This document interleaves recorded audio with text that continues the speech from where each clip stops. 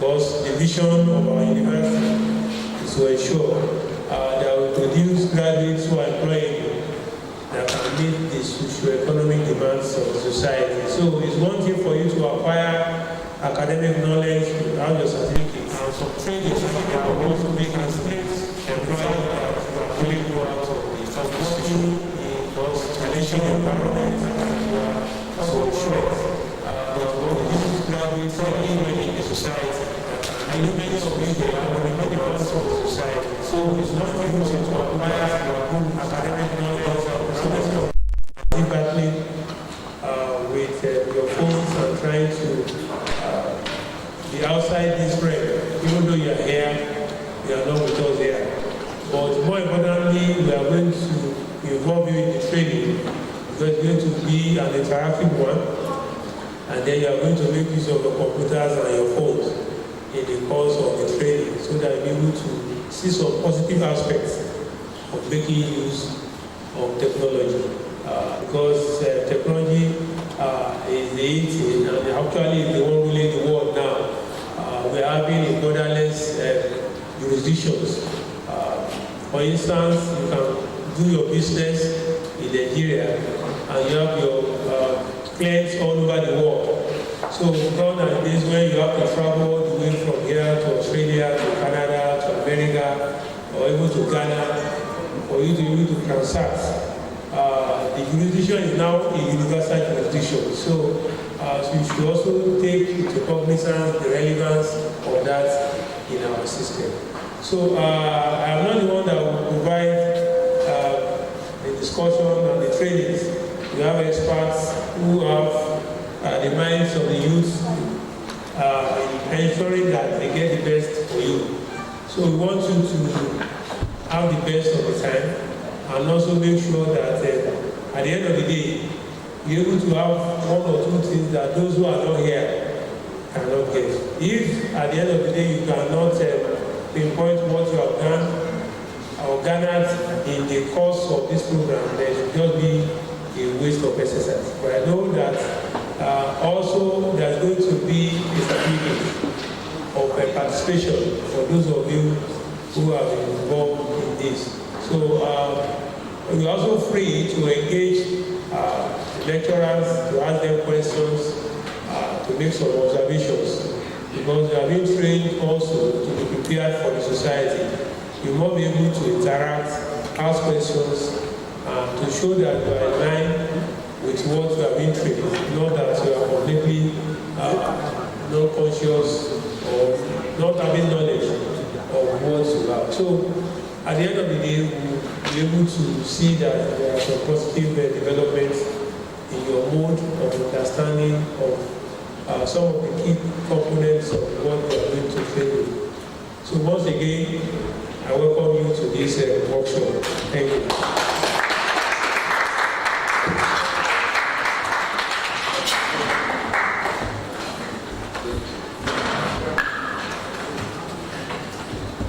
Thank you very much, sir.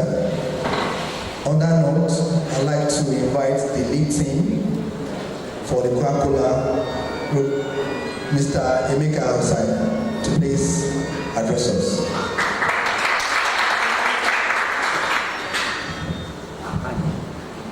Good morning, everybody. Good morning, everybody. Good morning, everybody. I'm older than everybody on this, the young people here, and I seem to be much more lively.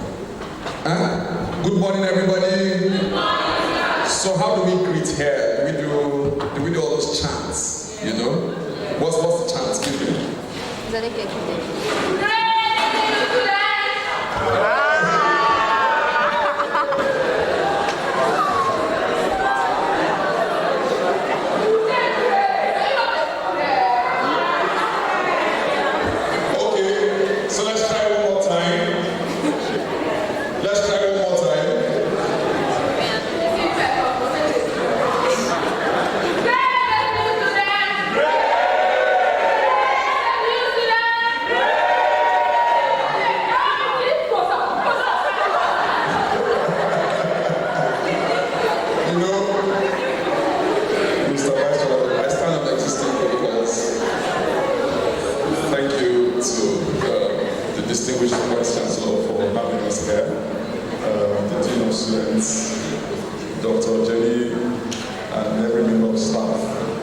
and to every one of you here.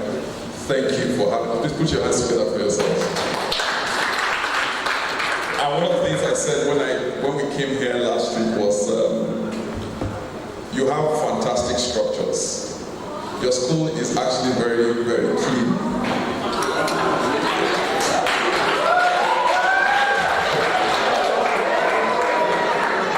Listen, Patra, you say, okay,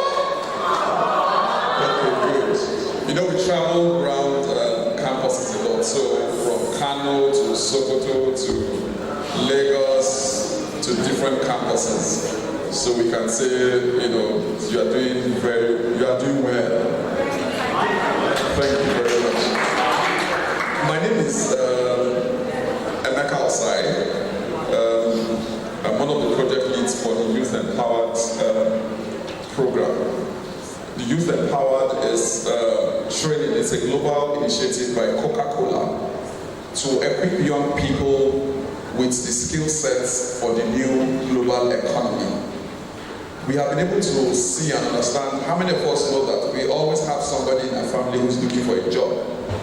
I happen to have worked in HR too, and there's always somebody calling me, my son is leaving school, my cousin is leaving school, my nephew is leaving school, my aunt is leaving school. You know, every person is looking for a job. And what Coca-Cola has decided to do is to come up with this initiative to equip you with some of the critical skills for the economy that is emerging. And we're going to show you a couple of videos on this platform. But in this edition, we have, Coca-Cola has teamed up with IBM. How many of you know IBM? Okay, so write it down, we're learning something new. IBM is one of the biggest technology companies in the world. And they built a platform where, because before what used to happen was that we'll have a program like this and we'll just go away. The engagements will not be as deep. So that's why we try to get you on that platform. That platform has technical skills, has life skills, has workplace skills. So you see programs like blockchain. How many of you are in law? So one of the things we look at is how is blockchain going to disrupt law? You look at things like machine learning, artificial intelligence, cyber security, project management, business skills, sales skills, understanding myself, communicating myself, preparing for a job interview. Okay? And that is why we are actually really here. In 2019, we went around to about, I think, 5 campuses, reaching out to 5,000 students. So, but this one is this Digital Hub Edition training.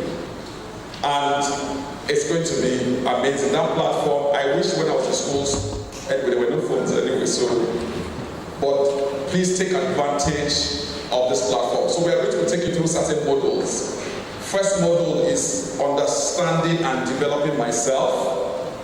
We are going to be talking about how do I communicate myself effectively? How do I communicate myself in this world? Sometimes I hear students say, somebody, let's say I've spoken to your mom or your auntie, and then somebody now reaches out to me, and I'm expecting a phone call. You now say, bros, good morning. You remember the one that went viral? You smell nice. Things that you should not actually be saying in an interview.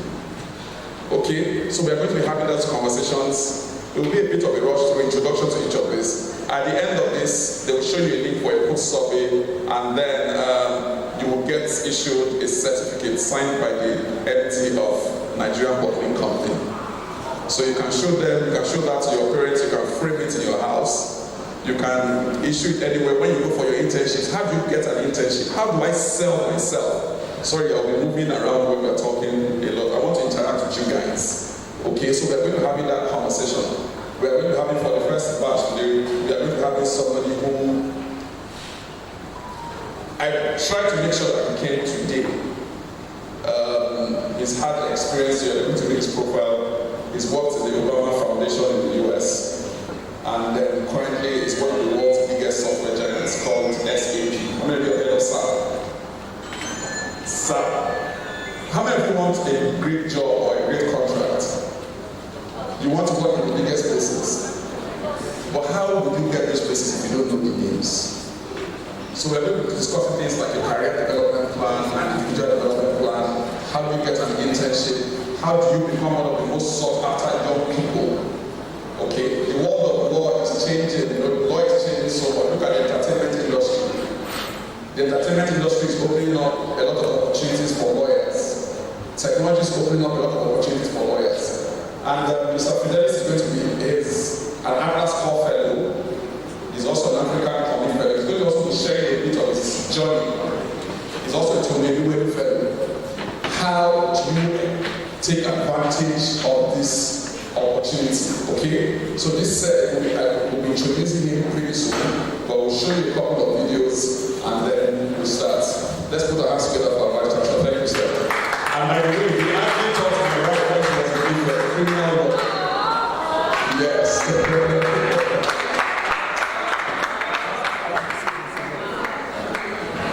You know, so when I mentioned I was meeting, she asked me, who are you meeting? I said, Professor Wakita. She was a lecturer on criminal law. So my wife is also a lawyer, but she went to be fair. Okay? So we are going to be taking you on some of these opportunities. I want us to look at this video. You know, I want you to look at this and take advantage. It's going to be very interactive. Alright? It's going to be very interactive. The screens, if there are questions, please ask those questions. Alright? Do we have our videos ready? Okay, so let's just see something and then see what you are in for.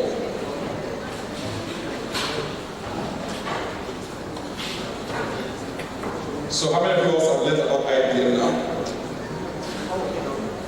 If you work in IBM, the village will do party. You will do Christmas party. So the platform has immense, even me, I go there and take some courses. I just want to understand more about machine learning. Okay, how is machine learning going to connect to my own field? How is blockchain? You know, when we say blockchain, everybody's talking about cryptocurrency, but cryptocurrency is just a small subset of blockchain. How many of us have heard about NFTs? Non-good, non-fungible tokens. You know, how it's changing the world of art. So the world is changing, but are we changing for that world in which we are going into? And if you look at the recent pandemic, even the world of education, things are being disrupted. Look at your neighbor and say, are you being disrupted? Good. So you are going to be understanding myself. Those are the first foundations for everybody. The biggest, most successful journey you can take is the journey of what? Somebody tell me, somebody tell me. What? The journey to what? Ibadan. How many of us want to go to Ibadan? What of Tokyo? You want to go to New York? You want to go to New York? It's the journey of self-discovery. So, how do I identify my interests, my strengths? And we brought somebody who, way back from his university days, has been a very active person in impacting young people. And based on that, I'm going to read his profile, but let's see this video.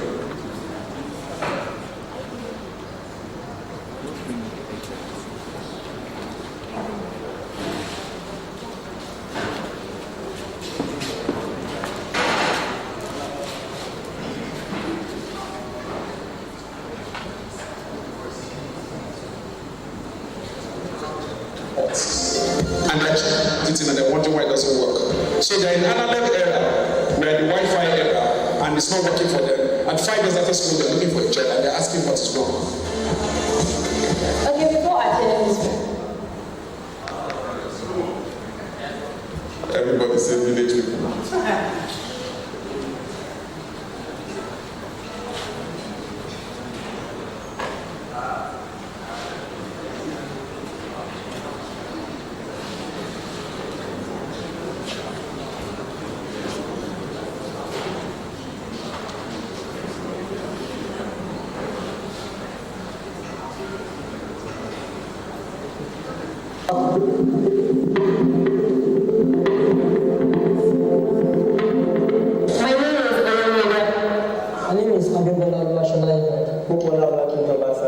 My name is Obola Jaju, and with the welcome to the University of Ibadan.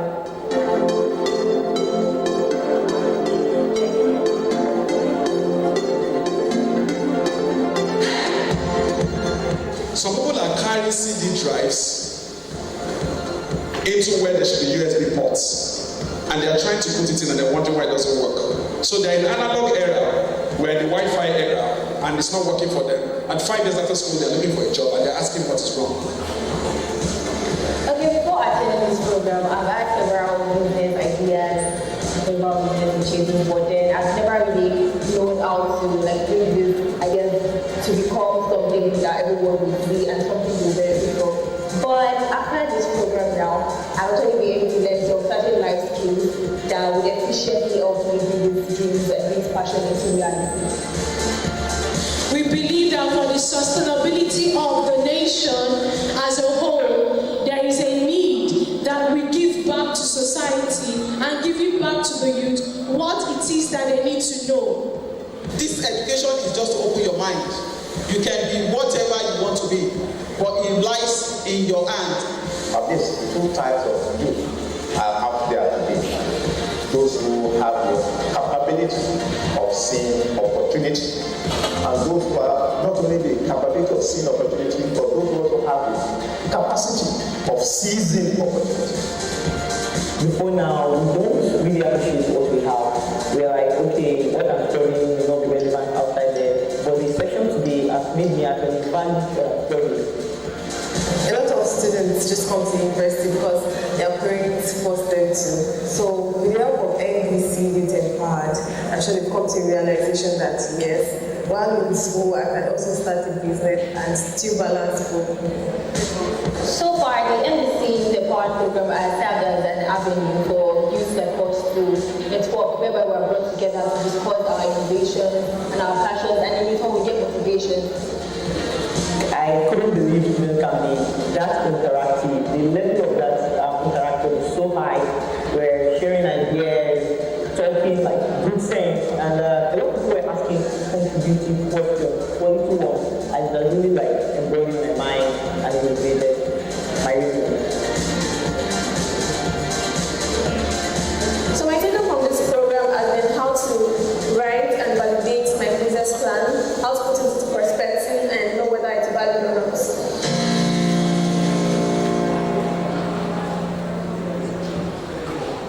Okay, that's just a bit or just small. You want us to show you small? You want to see more? All of you were just relaxing as if you're watching a TV program and smiling. Okay, so just we'll show you other ones when we went to. Do we have more for you? Okay, yes.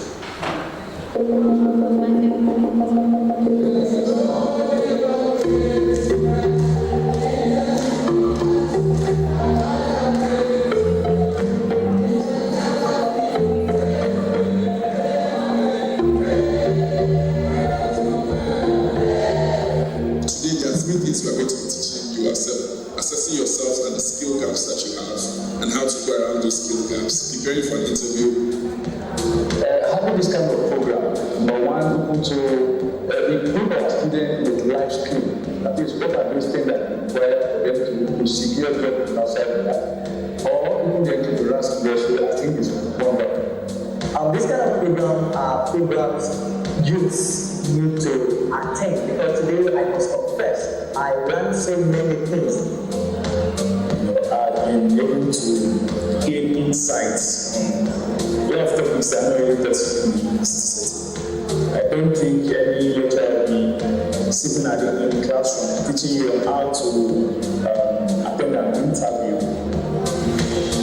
I learned how to make a business model that I did not know about before. We also showed a video on how to negotiate, so yes, I can be a bank negotiator now. Coming to this program really empowered me as a youth, well, in my mind. Because nothing really happened physically, but there's a shift in my mind. So I have more clarity about my future. If you master yourself, remember I talked about personal leadership. When you know yourself, you know the kind of situations that put you under pressure. I learned how to place my values, how to know which of my hobbies, which of my talents, which of the numerous things I know how to do is more important. Which of them I can actually venture in. Today's program will lead me to the fact that I can later develop my passion and make something out of it. This is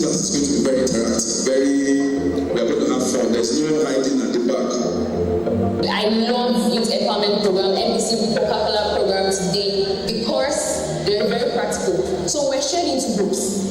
Since that practical session, I've not stopped thinking about myself and saying, in the next 5 years, what do I want to do?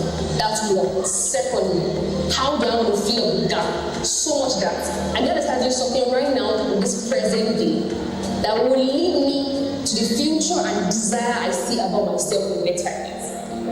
With this kind of background they are adding to you, of course, going to help them able to actually build up, especially build the web convention. So that is why once again I want to commend the work of Nigerian Network Company.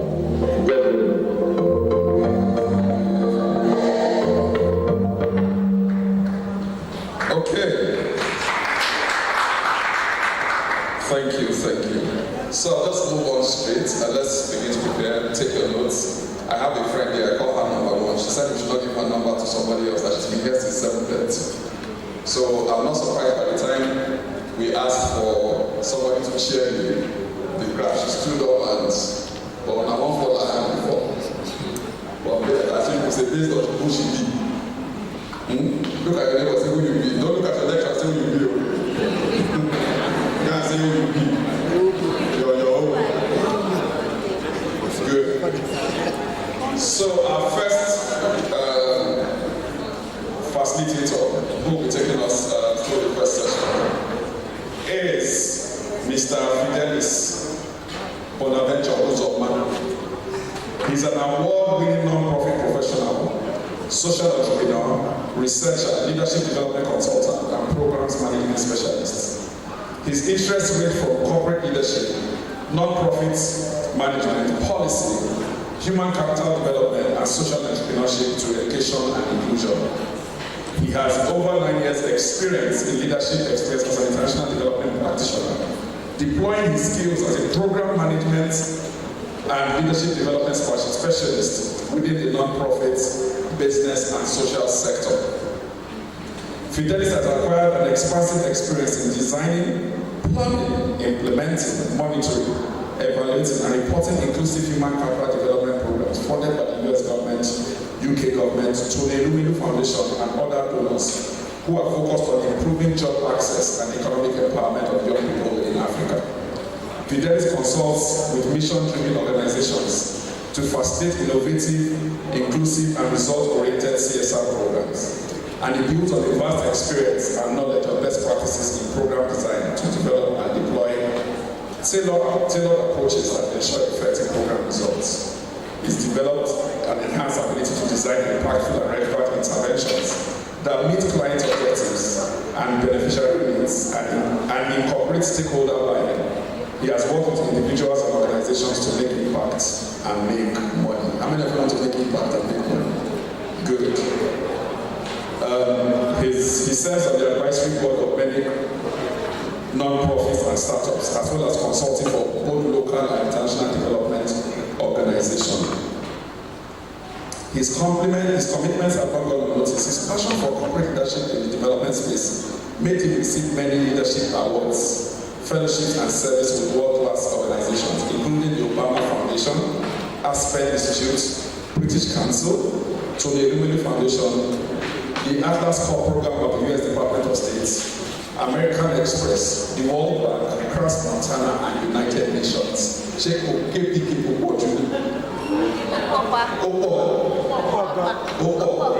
currently, we are even lucky to have him. He's actually supposed to be on a plane to Germany to resume work at SAP.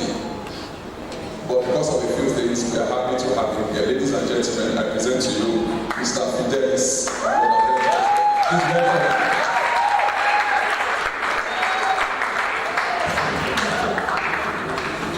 Thank you very much. Please, can you give a round of applause to Mr. Emeka Osai? So that's a lot. That's a mouthful to take in, I know, but don't be intimidated by that. I'm like you in all things, all right? Except what? I'm like you in all things except. Oh, okay. But I want to thank Mr. Emeka Osai for one thing. Mr. Emeka Osai is one of those few people that believe in people. And I am so grateful to be working both as a mentee and now as a colleague. And it's important to know that for everybody that is here, to become great in life, you need to stand on shoulders, okay? And the greatness of most people, anybody who is great today, track it. There's somebody that is mentoring them. There's somebody you look up to. There's somebody that is helping them develop. And so Mr. Mikosa is one of those people who is invested in young people to make sure that they become anything they want to become. I'm going to take you through some of my journeys, but none of it, a good number of them, was courtesy of the mentorship of Mr. Mikosa. So please, I want you once again to please give Mr. Mikosa a round of applause. Thank you very much, sir. So, I'm so happy to be here, and today we're going to be having a very great time. You've seen my profile, but don't worry about the profile. I'm just here to share my experiences with you, and I hope you're ready for this experience. How many of you are excited to be here? All right. Let's make this very interactive. My name is Fidelis. Don't worry about the Bonaventure Uzoma. Just call Fidelis. Who has Fidelity Bank here? Who wants a Fidelity Bank? Nobody. Okay. Anyway, so if you want to remember my name, just think of Fidelity Bank. Fidelis, that's very, very easy. For some of you who are here, I know that you are very, very excited, but do me a favor. Everything you want to do right now, all your problems, all your academic troubles, forget them and just focus, because you're going to have one of the best moments of your life here. So I would say, if you have airport, if you are listening to focus, if you are listening to everybody, let go for now, all right? Just for now, for about 1 hour or thereabouts, focus, be mindful, be present, so that you can get the best out of this, all right? We have gone round, all the way around, to make sure that we want to give you one of the best experiences. So I would respect and expect that you please do all you can to focus so that you can get the best. I have always been part of programs like this, and I wouldn't have been anywhere if I wasn't focused and very, very intentional about learning. So I will basically be taking us through a couple of the models, but before that, before it loads, let me tell you just a very brief story about myself. I was like you. I studied at University of Ibadan. I did philosophy for my first degree, and I went ahead to do my master's in international relations in University of Lagos. But that is the academic thing. When I was in university, I was part of so many leadership and youth development programs. I volunteered with a lot of youth clubs. There's the prominent organization we call ANONSA. ANONSA is the All Nigeria United Nations Student and Youth Association. Oh, please. Social justice and development. Excellent. Yes, that's how you know who we are. And the UN is, who knows the UN here? Does anybody know the UN here? No, sorry? United Nations, yeah. So ANONSA is the youth wing of the UN at the university level. I became the member of that because they were into community development, youth development, social development, just name it. And I have always been very interested in being part of a solution, rather than being part of a problem, all right? So I would volunteer and do so many things. In less than 3 months, they nominated me to become the vice president of the organization, and that's a very big thing. By the end of that year, I became the interim president because the former president had to graduate and finish. So I became the president of that organization. And we led many youth and community development projects in Nigeria here, some in Ghana, some in different parts of the states. Now, that wasn't the only thing I was part of. I was part of the National Association of Philosophy Students. I was the PRO for 2 years. I was the chairman for the Freshers Company in the University of Ibadan. I was a pressman. I was also part of, currently, in fact, all that period, I realized that I was born to serve. And that's one thing you guys are not thinking about. You're thinking about having the best of grades, but not everybody's thinking about service. When I entered University of Ibadan, the first thing that came with me was to become the class rep of my class. I became the class rep for 4 good years, 4 years. When I finished University of Ibadan, I became one of the best graduate students for my class, and I had many leadership awards. When I finished, and by the way, this didn't come cheap. Before getting to university, I got 2 scholarships. One was from the Italian government and one was from my church. And it wasn't because I was the most brilliant student, it was simply because I was one of the most active, community engaging students. You know there's a difference. Most times you get awards for being a very brilliant student, but most times you don't get awards for being a community-driven person. So in my case, I was motivated to consistently be part of the community service, volunteer, church, society, join clubs, and just do things to make the world a better place. So when I finished, I went and I had my NYSC. How many of you know NYSC? National Youth Service Corps program in Nigeria. When I went to serve, I became the president of the MDGs. Now I think it's SDGs, right? Yes, SDGs. And by then, it was easy because I took all my nonsense skills, all my leadership skills, and I brought them. We did like 4 projects in different local communities. I served in Ekiti State, specifically in Ekiti College. And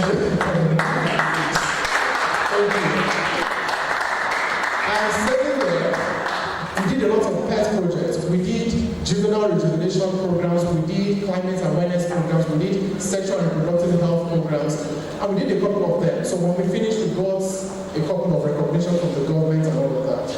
Now, when I finished, I got another scholarship to go study for my master's, University of Lagos.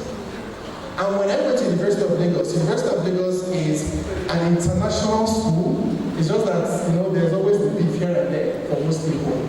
But that's fine. I went to have my master's there, and when I finished, again, I finished as one of the best in the class. Finishing as one of the best in the class wasn't just about my academic competence, it was because I was consistently engaging. By the time I was done, I now started a youth development program. I started, going to communities to empower young people on leadership and life skills, providing employability trainings, of course, working alongside my mentors, the legal side, to continue to deploy solutions for young people and young leadership problems.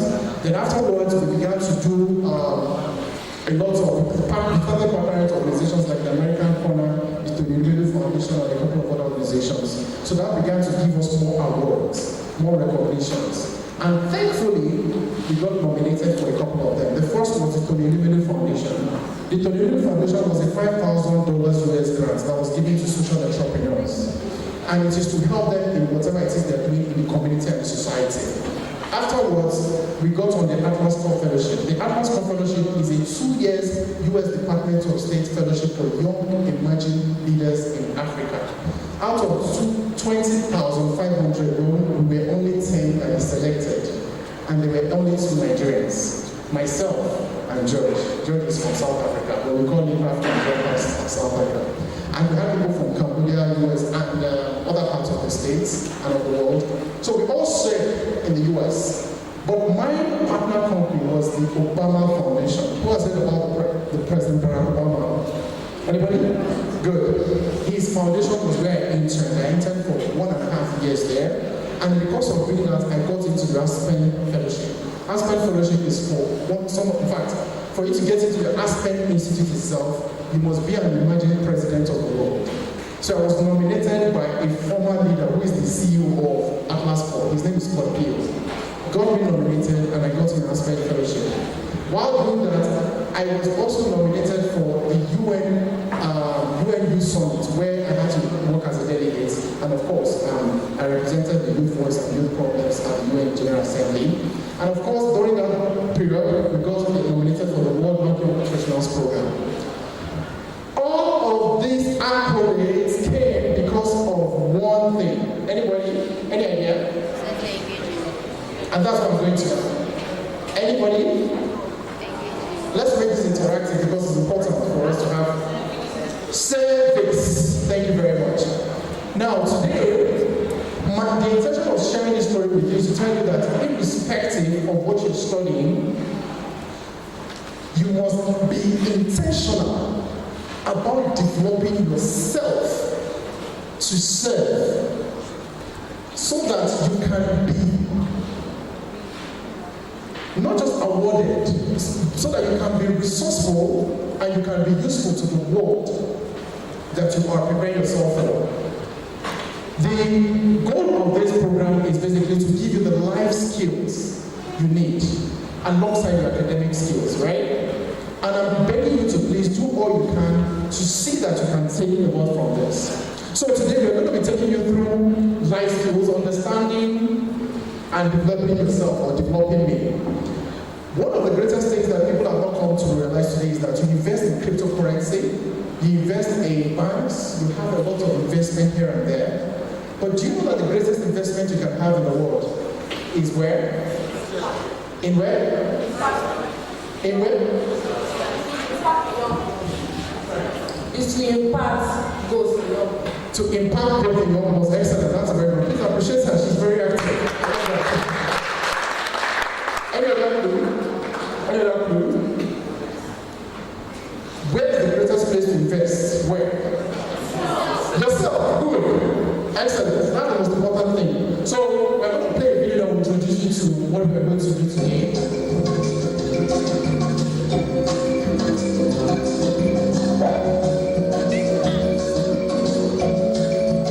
Understanding and developing me. Does your personality fit the job? Did you know that a job interview may not just be a one-on-one? You might also find yourself having to wade through a long list of mind-boggling questions. How social are you? Are you always buzzing with ideas? Are you adventurous? These are just some questions you'll come across in personality tests that companies are using to gauge an applicant's suitability. So, your resume is ready. You've scrubbed up your interview skills. Your social network profile is up to date. And your first job interview is just around the corner. Try our test and find out more about your personality traits.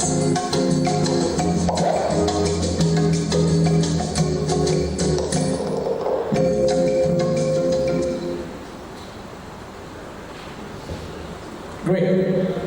Now, that was basically to give you an introduction into what we're going through today. And I will take you a session on understanding and developing me. Everyone say understanding and developing me. Can anybody give me an idea or just say something about this? Why do you think it's important to understand and develop yourself? Anybody? Our goal is to build leaders that are corporately engaged, that are very, very ethical, and will be highly employable in the marketplace.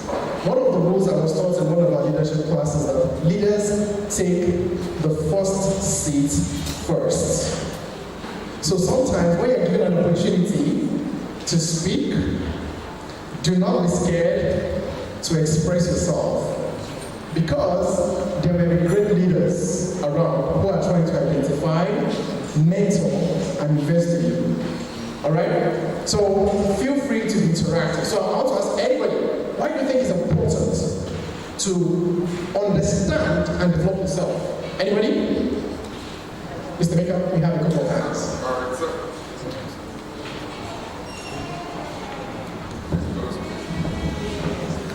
Yeah, I feel. Please feel free to introduce yourself, the departments, and go ahead. I'm from I feel the need to understand and develop yourself is so as to maximize your potentials. Because there is this saying that when the purpose of a thing is not known, abuse is inevitable. So when you understand yourself, you are able to develop yourself positively, such that you're able to maximize your potentials. Thank you. Excellent. Please, a lot of applause for the talking. That's very, very brilliant. If the purpose of something is not known, abuse is inevitable. Great quotes. Can we appoint a class person to be moving in my course? Yes, please. Someone to volunteer to serve. Sorry, yes, sir. Who's volunteering to serve? We have a volunteer behind you, sir. Oh, you did? Thank you very much. Okay, we have the first lady of the class. Okay. My name is Jonathan Miriam. My nickname is Miss Gedi.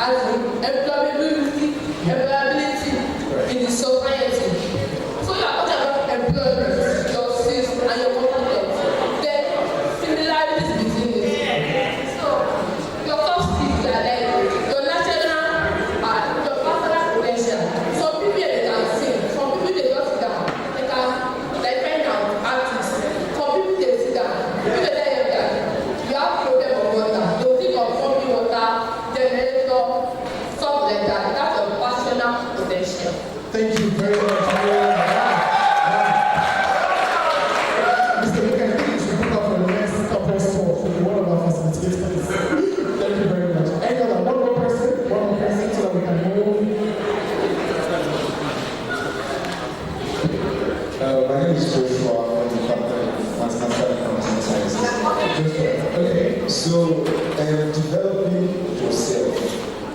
You mentioned something that this is about leadership, right? And if you don't develop yourself, how would you? Leadership is about impacting others, leading others, showing others where to follow, after where to go. So if you don't have a direction, right, how would you want to lead others? I don't know if you understand what I'm saying. So developing yourself basically would allow you, give you the potential, right, to lead others. Yeah.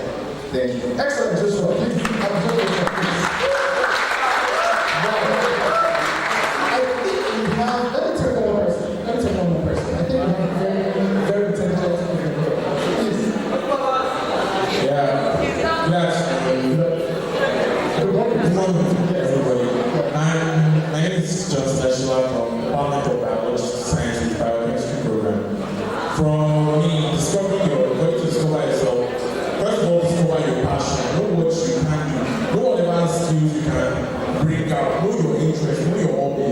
And that way you can start from somewhere, and as you start small as you start from a particular point, you need to gradually build yourself up to your highest potential. Because like I said, the journey of 1,000 miles begins with a single step.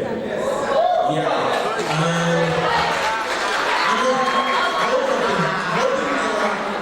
nothing comes so easily.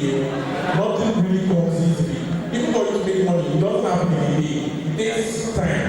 But you have to start. That's because my parents always tell me that you have to start from somewhere. Start small. Dream big, but start from somewhere and start small. And that way, as you keep on growing, keep on going with the gradual. As you keep on growing gradually, you'll be able to reach your highest point. You'll be able to become the person you are always destined to be. And one more thing is that for you to discover yourself, think big and make it big and dream big as well.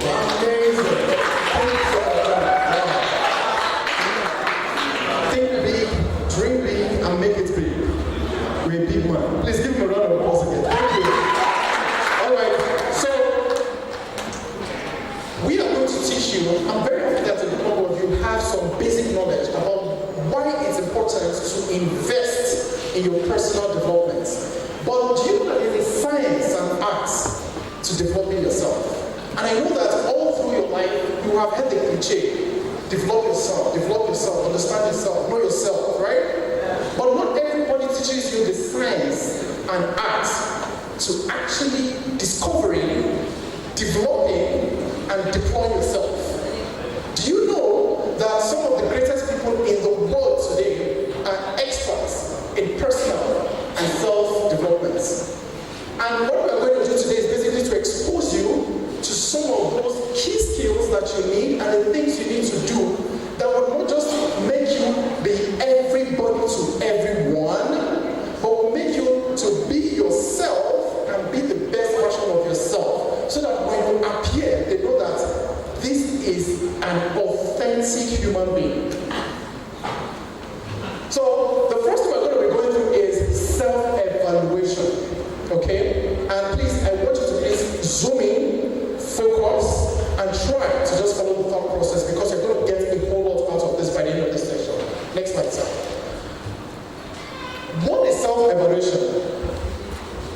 And forget what you see on the screen. When you think of the word self-evaluation, what comes to mind? Just one person? Anybody? Anybody?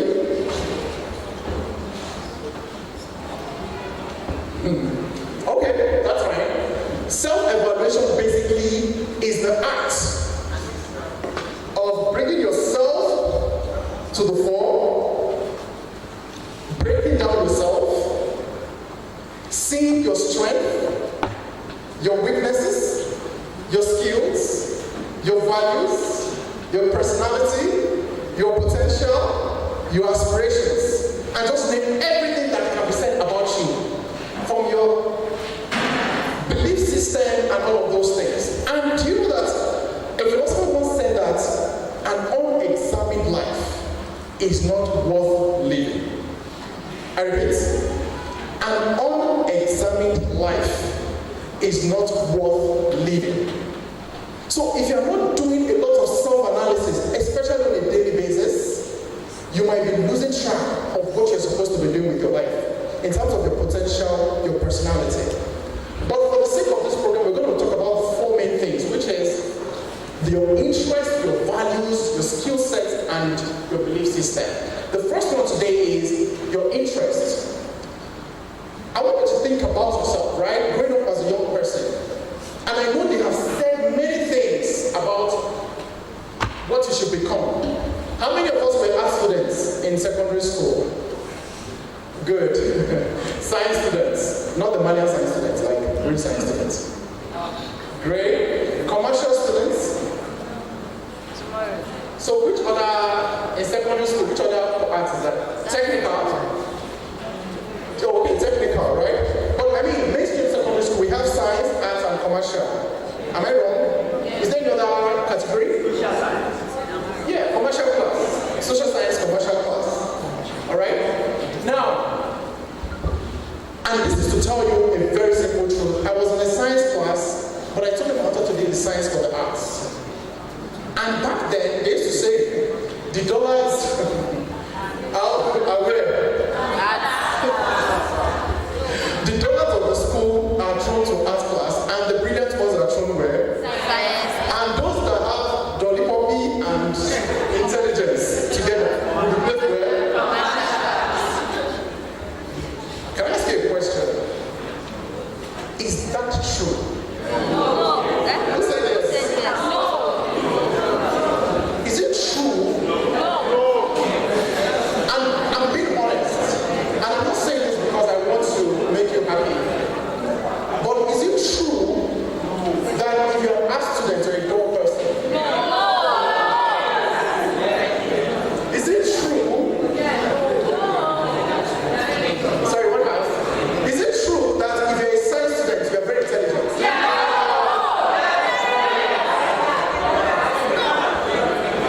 Is it true that if you're a social science student, you are semi-intelligent and semi-dull?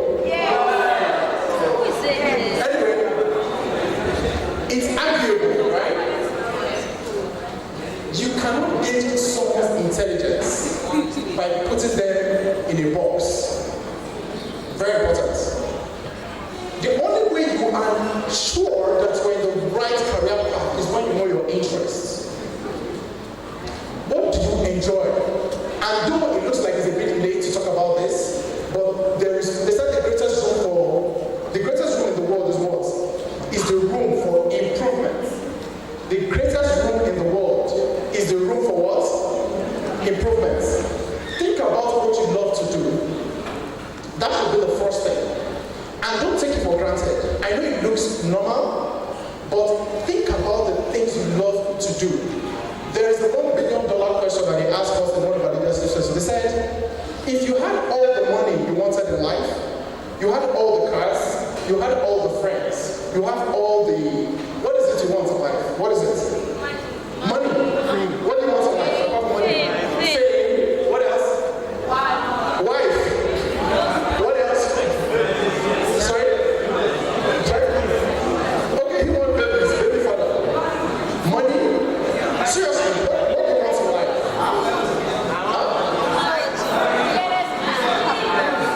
Sorry? Okay. So, if you have everything you want in life, and guys, focus. What is that thing you will still be doing when you have everything you want in life?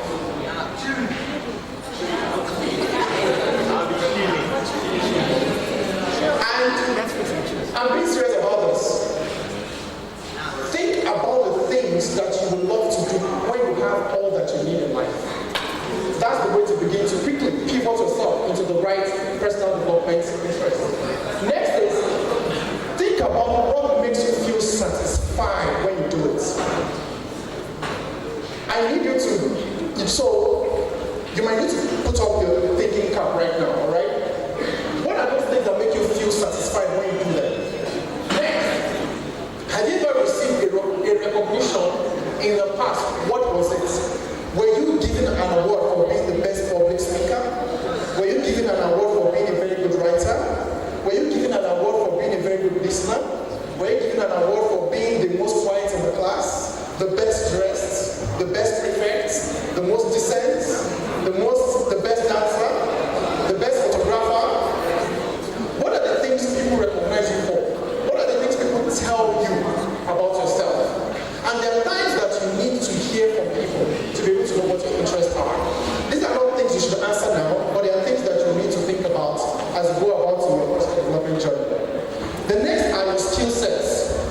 Somebody said that there are 3 sets that you need in life. One is your mindset, the right mindset, the right skill sets, and the right heart sets. Robin Sharma.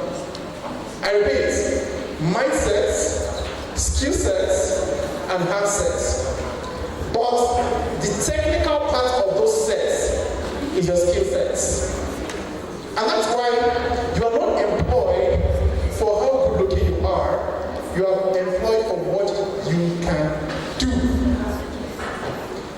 What was the first criteria we got? The first is your interest. The moment you find what you love to do, the next thing is to begin to develop the skill set in alignment with your interests. So the first consideration is what you do best. And so you know, you don't have to discover everything now because personal development is a lifelong process, alright? But there are some things you do best and nobody does it like you. What's your name, sir? Emmanuel. Emmanuel, what do you think you do best?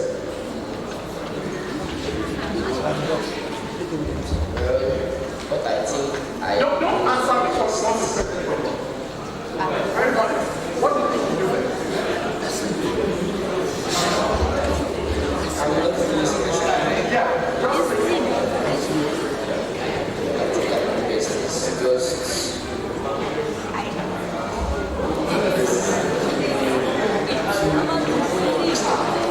Sorry, one house. Let's go to you. Go ahead. What I think I do is myself as I don't like to relate to people. Okay. Everything to myself. Alright. Emmanuel said what he loves to do best is to focus more on his internal strength and he's more of an introvert. That's what will define you, right? Okay. But the beautiful thing about that is that you have no apology for being yourself. No apology. If you're an introvert, there are powers that come with that. If you're an extrovert, there are powers that come with that. If you're an ambivert, a combination of an extrovert and an introvert, there are powers that come with that. What are your talents? I know these are like things that take sessions to talk about, but these are considerations you want to think about. Next, do you prefer to write or to talk? Somebody said women prefer to talk, men prefer to write. But I don't know if it is true. Those are like stereotyping and that's not true. But there are some people that are natural talkers.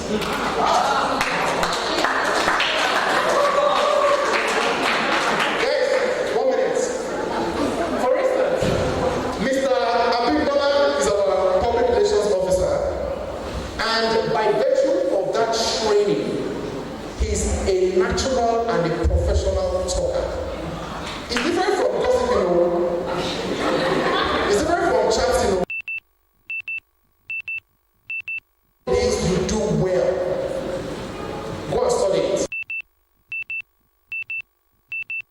It's your easiest access to success. Next, do you like analyzing complex data or do you activity? So some people are very analytical, some people are very creative. For instance, someone like me, I consider myself to be somebody who is very extemporaneous.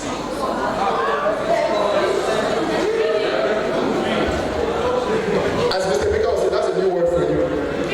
Extemporaneous people are people that think on the spot and speak on the spot. And it doesn't mean they are talking rubbish. They are just extemporaneous because they have the ability to think on the spot and deploy on the spot. Mr. Baker is someone like that as well. Right. But some people do not know how to think on the spot.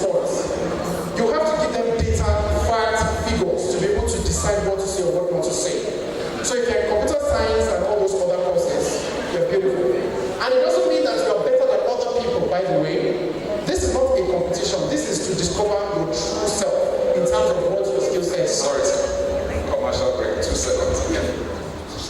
Please, don't leave without filling the form. There's a post survey. That's how you get your certificate.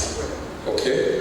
Number 2, if you need to fill the post survey, talk to my colleague at the back, Mr. Tony. You can see the well-fed man at the back. The well-chubby. Looks like he's from the US. Not like we from here.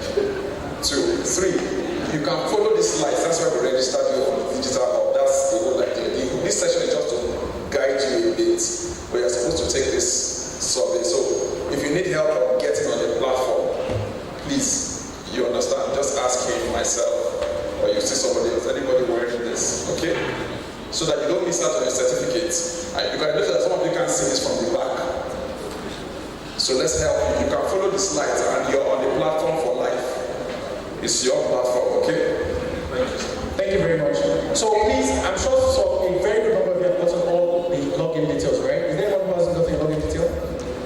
All of these things are there, so I'm just taking you through this process so that when you begin to take the courses, there is a connection to what they're saying and what you're learning.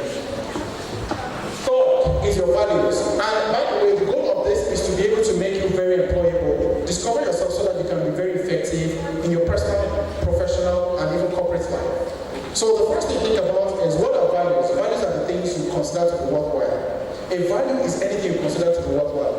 There are intrinsic values, there are extrinsic values, there are economic values, there are political values, there are cultural values, there are spiritual values. Okay? There are all sorts of values. For a good number of you, you are very tech-driven. So maybe your value are phones, social media. It is what you consider to be worthwhile. But the question is, the values you uphold, would they help you to become more efficient in the future? I see that in a day. How many hours do we have in a day? 24 hours. How many hours do you use in sleeping? 8 hours. 24 minus 8. Sorry? 16. For the mathematicians, what is the percentage of 8 hours from 24? What is the percentage of 8 hours deducted from 24? 24 is 100%. 8 hours from 24. What's the percentage of that? Sorry? 33%. So what that means is that if your lifespan is 70 years, 33% of your life has been used in sleeping. I'll break it down. I'm serious about this. If your lifespan is 70 years, 33%, what is 33% of 70? 33% of 70, anybody?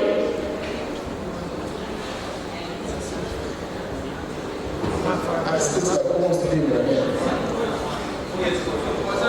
Sorry? 47 points. Yeah, no. What is the percentage of 33% of 70? Okay, let me make it clear. 50% of 70 is 35 years old, right? So 33% is about 27 years of your life has been used in sleeping. Now, I can bet that on social media, you use at least 5 hours a day on social media. Minimum. And when it's cumulated, when you look at the numbers, because we're either in class, after class we are there, in the morning that's what you wake up to. Somebody said the greatest battle we have in life is fighting between God and social media, first thing in the morning.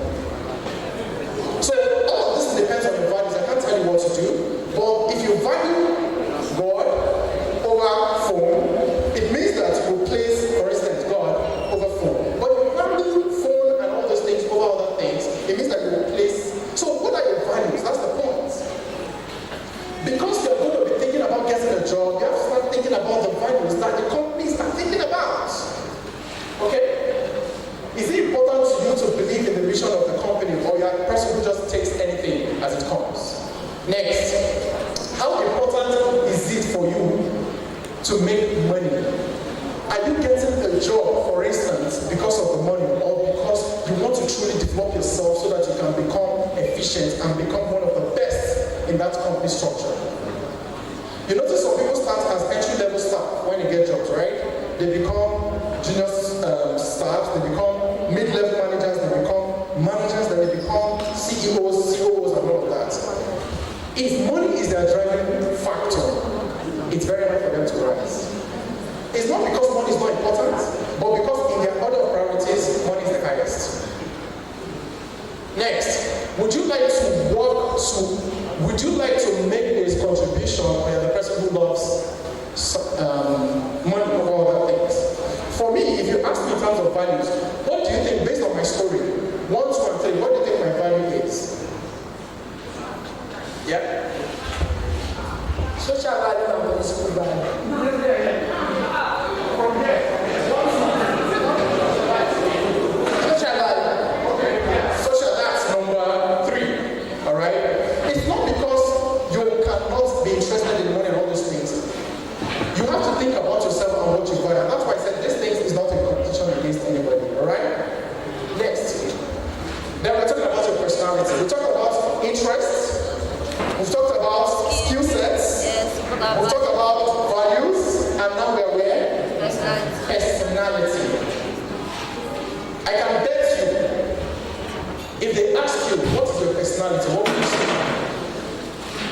Can everybody describe their personality? Don't describe your skill set, don't describe your values, don't describe your belief system. Try to describe your personality. Anybody? Okay, you want to try? Thank you. Please, can you help me with the mic?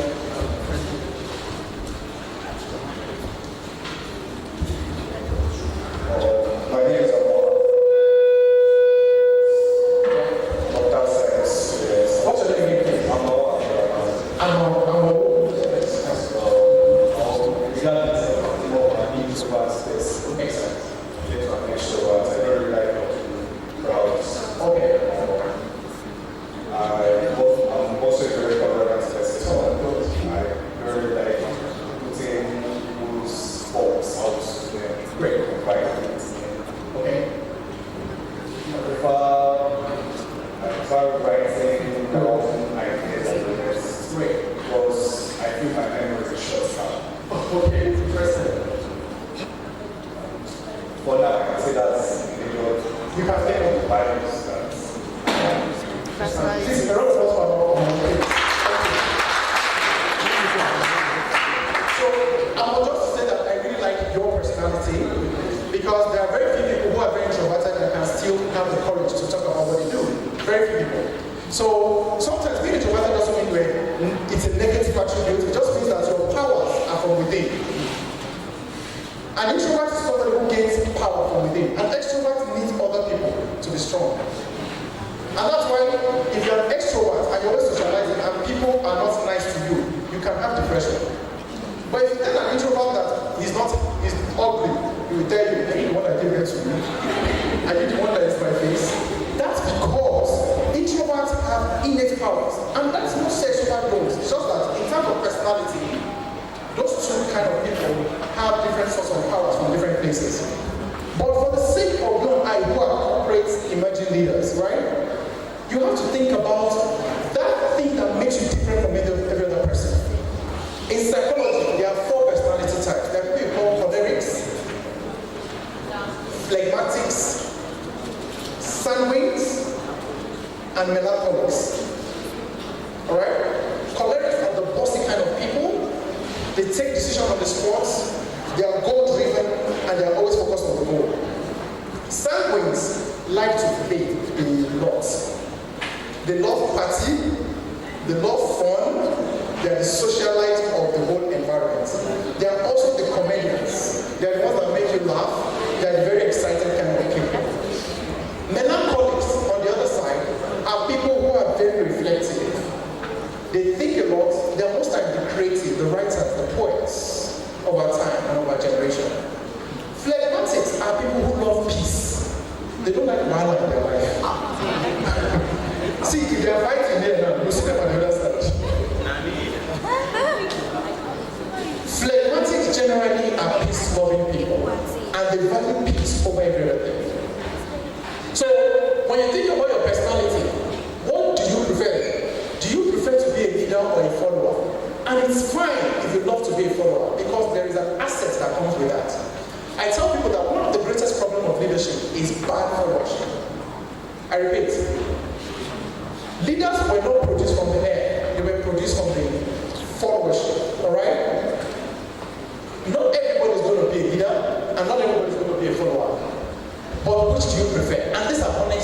challenge you and challenge your thoughts. Next, how do you work best? Do you work with a team or you work alone? Some people love to work with other people. Some people prefer to work alone. Do you enjoy routine work or do you prefer more flexible schedule? Some people prefer to do things in schedules, in routines. Wake up at this time, sleep at this time, read at this time. Some other people just like to be flexible. And all of these things is not to say that one is better than the other. It's just to know the kind of person you are. So these are considerations you see on the platform. Now we're going to be talking about your priorities. Generally in life, there are things we call scale of preferences and things you consider to be very important in life. Alright? We call this life skills because we're giving you some of the best and the most important features that will help you academically. So whether you're a computer science student, you're a geographer, you're a communication student, you're a philosophy student, you're an economics, whatever courses you're doing, right? You need your scale of preferences and priorities right. And you're going to do this when you get on the platform, alright? Do you think personal development and reaching your results is of highest priority to you? Or do you think that security, calm, and defined roles is, of course, that's why I said it's like a scale of preference. It's very important to you as well, but it's not as important as yours. You know, maybe in my case, for instance, I would say that number one for me is personal development and reaching results. The next for me would be, I love independence, expression, and creativity as very important. Alright? Then, important priorities, the next will be, I love pleasant environment and good relations because I consider myself to be very social. Right? Now, that is not to say that one is better than the other, it's just about in terms of priorities. So you are going to do all of these things on the platform so you know which of them. Next is, less important to me is actually security, calm, and defined roles. And it's not because I don't love security, it's just because in terms of priorities, it's not number one. And the final one will be, I love career, I love power, I love prestige, but they are not as important as the first one. Now, when you're able to define yourself in terms of your goals and priorities, you can easily know the things that you're focusing more on. So, we are done with self-assessment and self-evaluation, and you're going to go through all of that. So when you go to that platform, please think about those questions, because the more you're able to find answers to that, the more you'll be able to discover yourself. I want to leave you with one powerful quote. It says, answers are not questions. No, questions and not answers give knowledge. Can we repeat it? Questions and not answers give knowledge. The quality of the questions you ask is more important than the answers that you have. It's very important. Questions and not answers give knowledge. There are many answers. If you go on the internet today, there is information overload, but you have few guidance.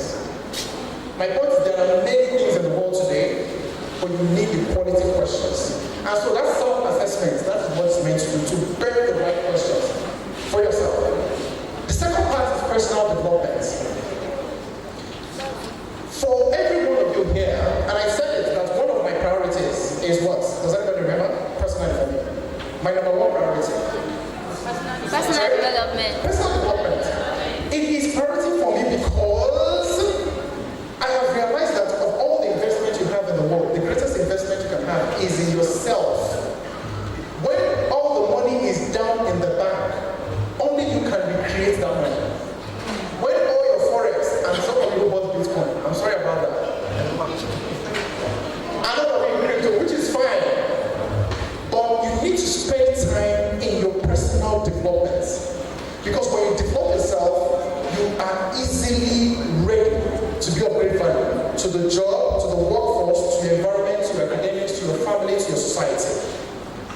Alright. There are 4 things to consider in terms of improving yourself. And personal development doesn't say that you are perfect.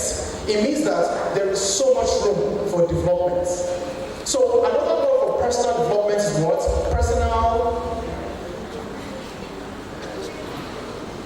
Another word for personal development is what? Personal improvements. Okay? Simple. The assumption is that you are not perfect, you can grow, you can stretch, and somebody, you people, you say, that's why I am, leave me alone like that. I think what you should be saying is that is who I am, but I can become the best version of myself. It's very important. You were not made to be ordinary, you were made to be super ordinary. But the truth is, a lot of people are engaged in being ordinary. And that's why there is so much crowd here. Look at the sky. There's space, right? But if you look here, there's a crowd everywhere. If you really want to soar high, you must start thinking of not just being ordinary, but you have to be the best version of yourself so that you can soar high. The first thing you will consider is you have to focus on the most important things. Very important. Next, or number one, figure out your strengths and weaknesses, and we're going to go through that. Do you know that for a good number of you here, your strength, for some people, it could be listening. And to some people, they might think it's weakness. Do you know that the most silent person in the room can be the loudest person in the room? In a crowded and loud room, the most silent person can be the loudest. Sorry, I'm taking you through some hair-splitting logic here. And that is because your strength can be another person's weakness, and somebody's weakness can be your strength. Some people are natural readers. They can read many books. Some can do that. Or some can calculate. They're very good in mathematics. They can give you logic. Some are good in programming. Some are good. But not everybody are going to become technocrats or tech-savvy people. Not everybody is going to become a banking and finance expert. Not everybody is going to be a manager of stuff. Some people are natural writers. They'll be authors. Some people are creative. Some people are skit producers. Some people are so many things, right? But you have to identify what your strengths and weaknesses are. It says here, and I can't emphasize this the most, because when you understand what your strength is, it becomes easy for you to capitalize on the strength and downplay the weakness. Understanding yourself will help you improve your skills and performance. If you are aware of your weakness, you can address them quickly. So the problem is that people are not aware. You can take a course, look for a relevant book, or talk with someone more experienced than yourself. We'll talk about feedback soon. Of course, you shouldn't forget about your strength. Don't criticize yourself too harsh and use your current skills to develop new ones. Next slide. So, one thing I've always learned to be able to know what my strengths and weaknesses are is do the personal reflection for yourself, or sometimes ask for feedback. Somebody said the food of kings and queens is feedback. Kings and queens do not feed on opinions, they feed on feedbacks. Because feedback is what helps you adjust quickly to the things that you should be working on and the things you should be developing about yourself. Next slide, please. So define the level of the problem. So we are talking about 4 ways you can improve yourself, right? This is about problem solving skills. I need 4 people here, 4 volunteers. I want to show you something. I guess we're going to get it. 4 volunteers. 4 volunteers. Anybody? Any 4 people? 4 people. Make it fast. Anybody? 4 volunteers. 5. Yeah. Check the girl can do it.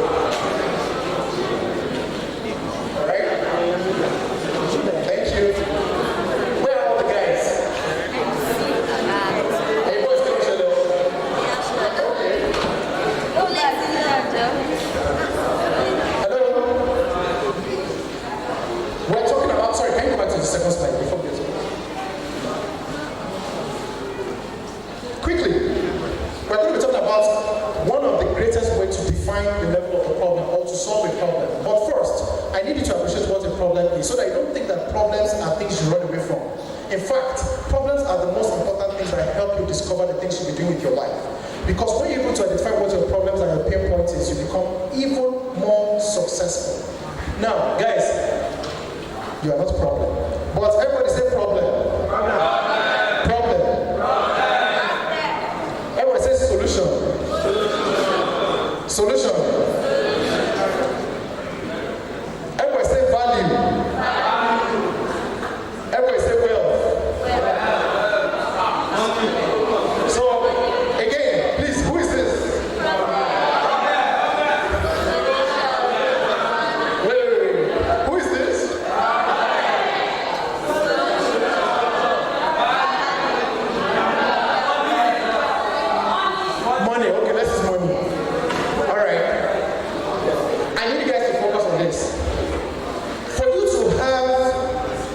solution. What do you need? Guys, focus. For you to have this person, who is this person? What do you need? For you to have this person, who is this person? What do you need? And for you to have money, what do you need? This is the logic. You need problems to create solutions. Solutions bring value, and value creates wealth. Who is the most important person in this factor? Please give me a round of applause. Everybody is important in this solution, but the most important person in this solution is what? Guys, the way out of the problem is in the problem. I repeat. The way out of the problem, can I go? What I smelling? The way out of the problem is in the problem. Thank you. Please give them a round of applause.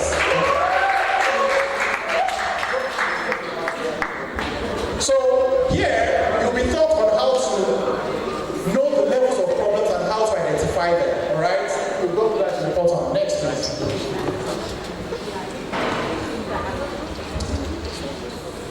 You're going to do this. This is something I'm going to do at the portal. So it's just an exercise to help you identify the different levels of problem.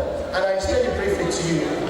Some problems have levels when you want to solve them. Sorry, please can you go back quickly? Some problems are environmental. Some is based on who you are. Alright? And that's why you don't have to mix so many things together. When you're able to understand the science of problem solving, then you can easily know what problems and what levels of problem has to be solved. Some have to be solved at a small level, some have to be solved at a very big level. For instance, if it's an environmental problem, right, your response normally should be, guys, look at this equation. 1, 2, 3, 4, 5. Which one do you think is the environmental problem there?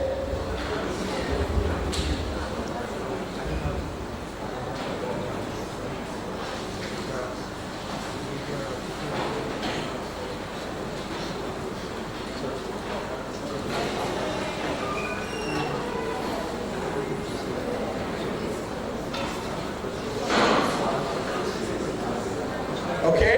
Any idea? Yes, just shout it from where you are. The fourth one, right?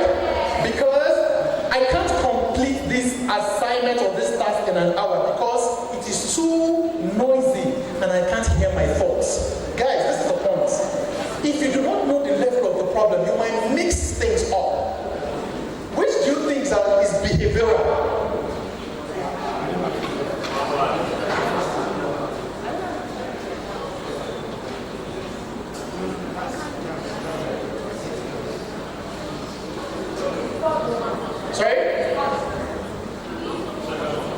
Sorry? This is a trigger that all of us will have to know whether we're right.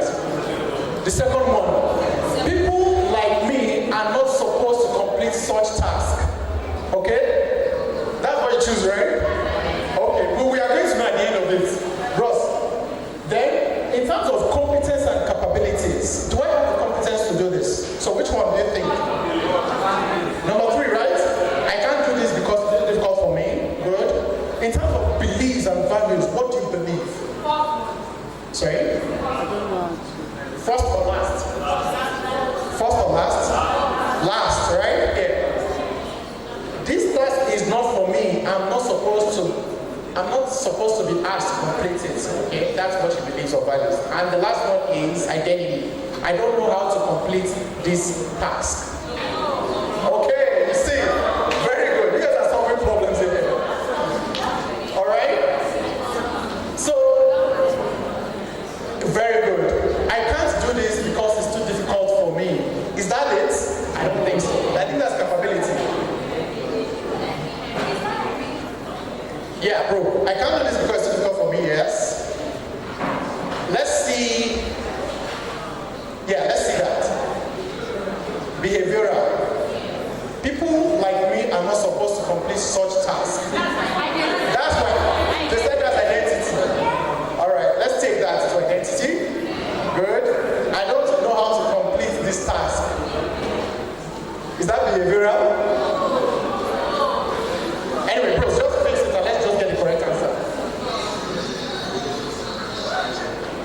Alright, so I think we're actually correct.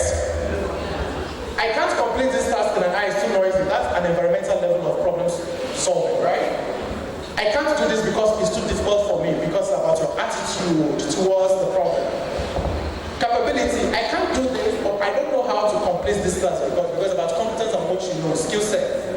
The final one is about what you believe and what you think.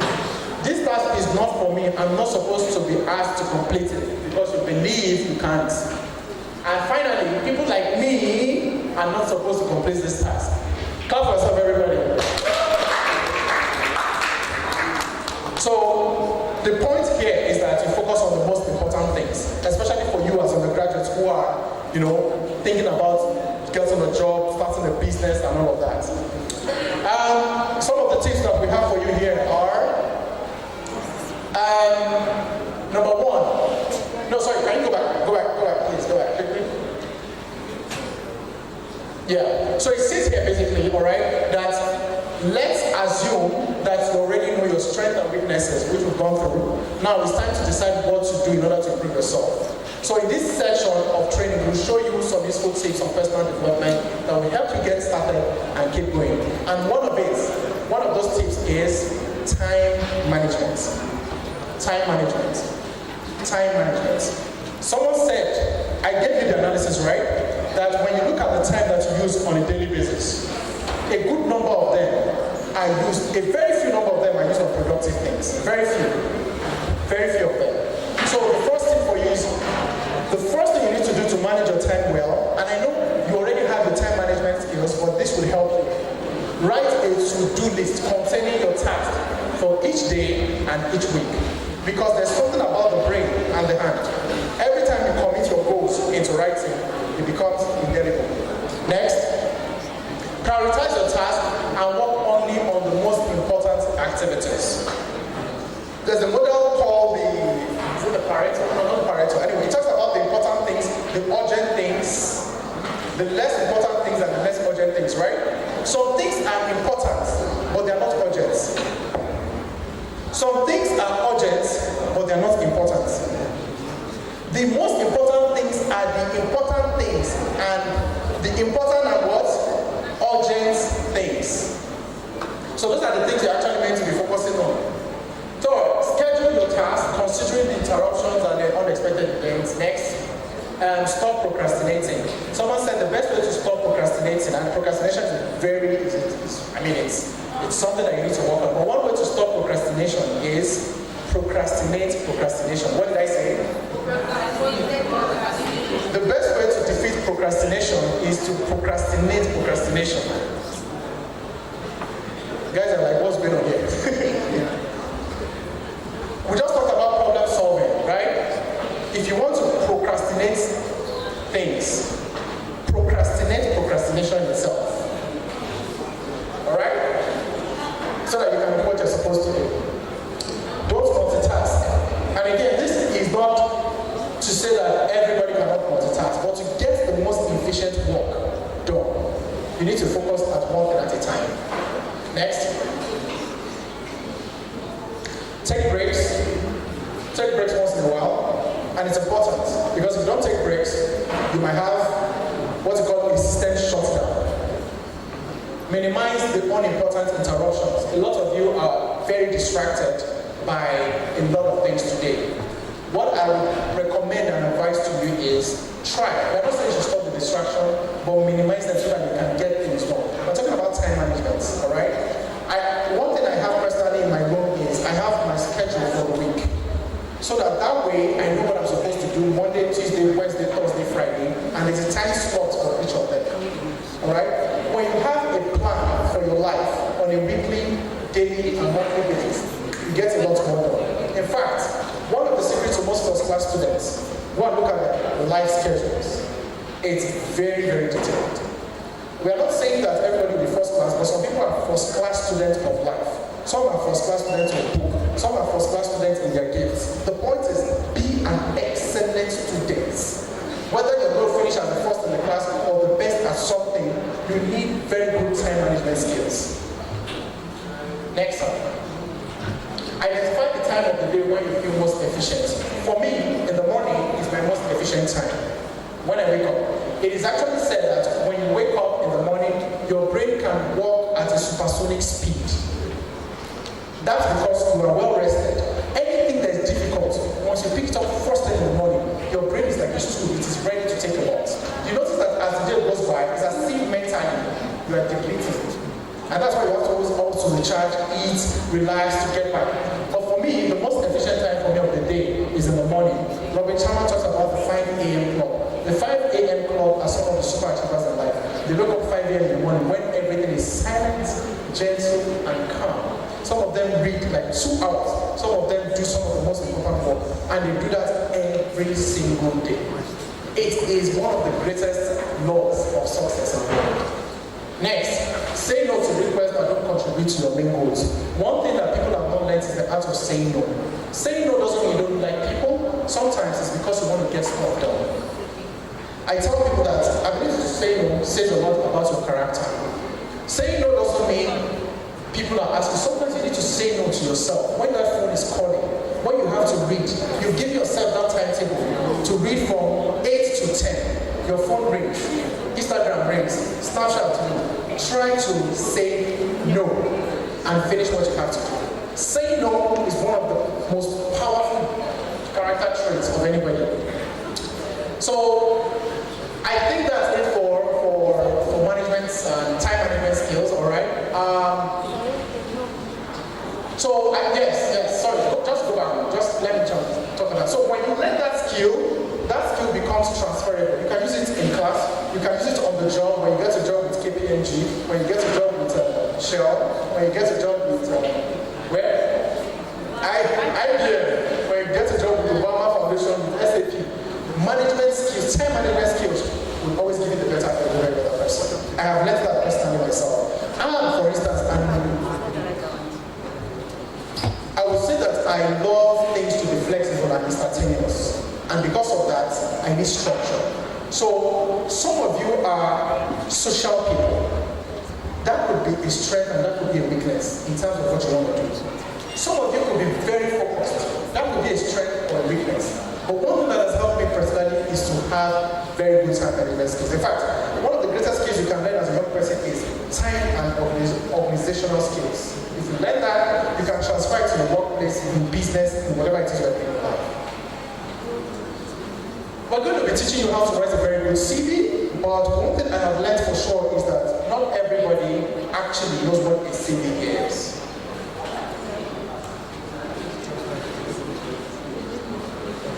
I would not assume that everybody knows what a CV is, but it's simple. What is the meaning of the word CV? Curriculum? Bataille. Okay? Any other word? Yeah, some people call it curriculum vitae, some call it resume, whatever it is, right? But your CV basically is a structured story of yourself for professional reasons. Simple. A structured story of yourself for professional reasons. That's why the difference between a storybook and your CV is that your CV highlights the achievement and the professional things that you have done over the course of the years so that you can get a job quickly. Don't forget, we're teaching you all these life skills so that you can be employable and you can be successful members of the society. I know that there are many templates online, but this will just give you a general idea of what it is. Next slide.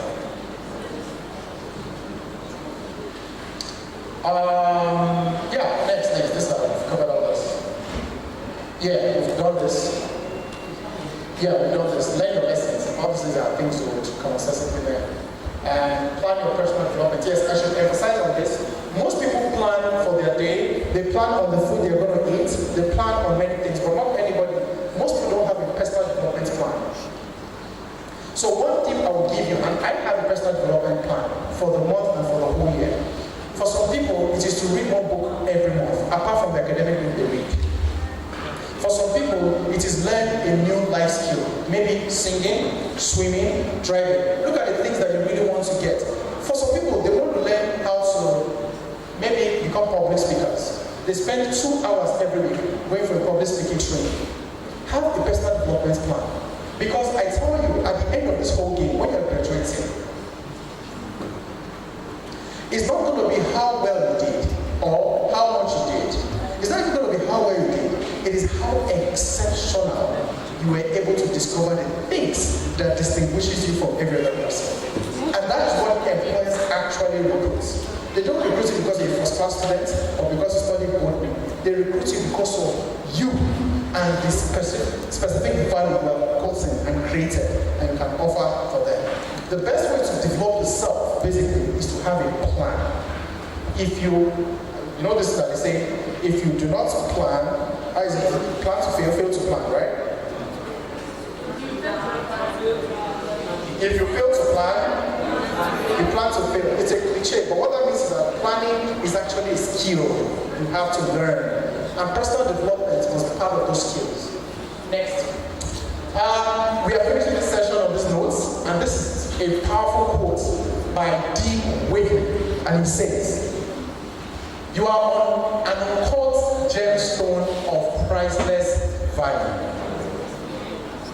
Cut and polish your potential with knowledge, skills, services, and you will be in great demand throughout your life."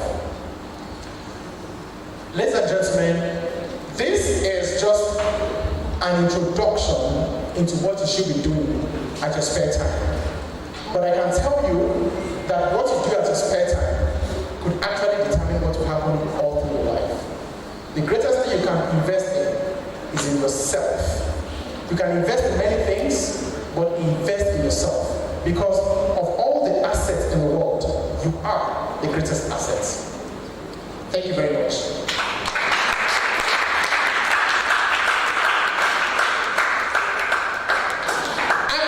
I was actually going to take one more briefly.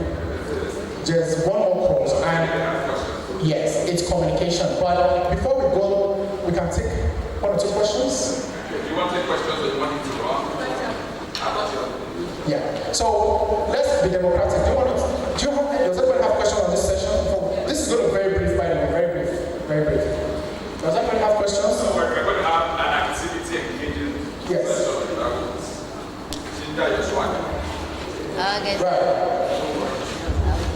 Now, when you mention strength and weakness, yes. According to an entrepreneur, that is SWOT analysis. Oh, yeah. That's where we have strength, weakness, opportunity, and threats. Amazing. Okay. When there's strength and weakness, we are talking about opportunity. Example, when I see cafeteria side, their food is very expensive. People complain according to the economy of Nigeria now. When I was on the level, most food is 15 naira. When I get when I inflate the level, not the pocket money is so it's now 18 naira plus one. So you can think of something different. That you just create a cafeteria where people can use 15 naira and satisfied. That's opportunity. When I'm talking about strength, strength means like competitive markets. Now, somebody said we have like 4 cafeterias in our school. People believe that fair without the because they lie. On Wednesday, I had their position. It's very soft with several. I have to use several and coca-cola tonight. It's not funny.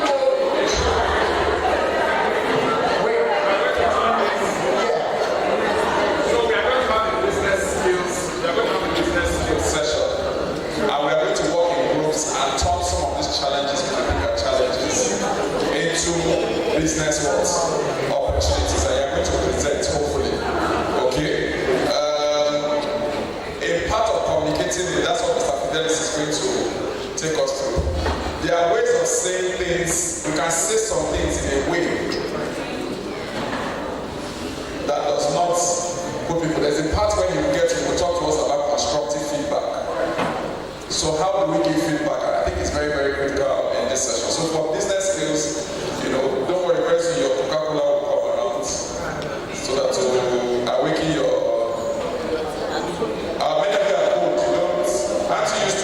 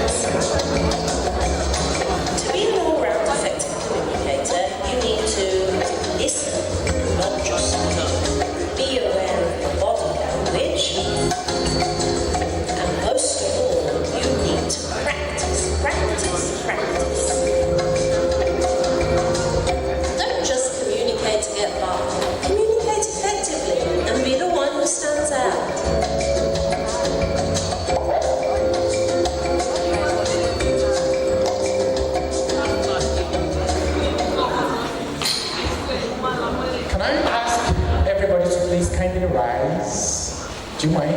Everybody? Everybody?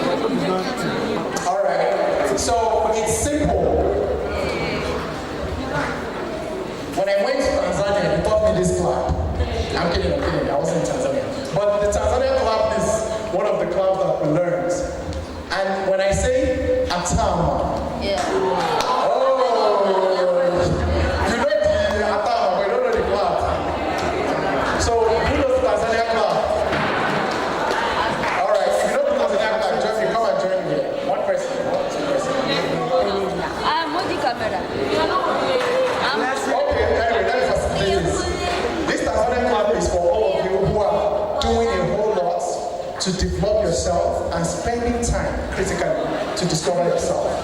So when I say Atam, you give yourself one. Atam. All right, hold it. When I say Lobako, 1, 2, 3, 4. Right? Now when I say Macarena, 1, 2, 3, 4, 5, 6, 7, 8, 9, 10. And the last one, guys, the last one you do is like this. 1,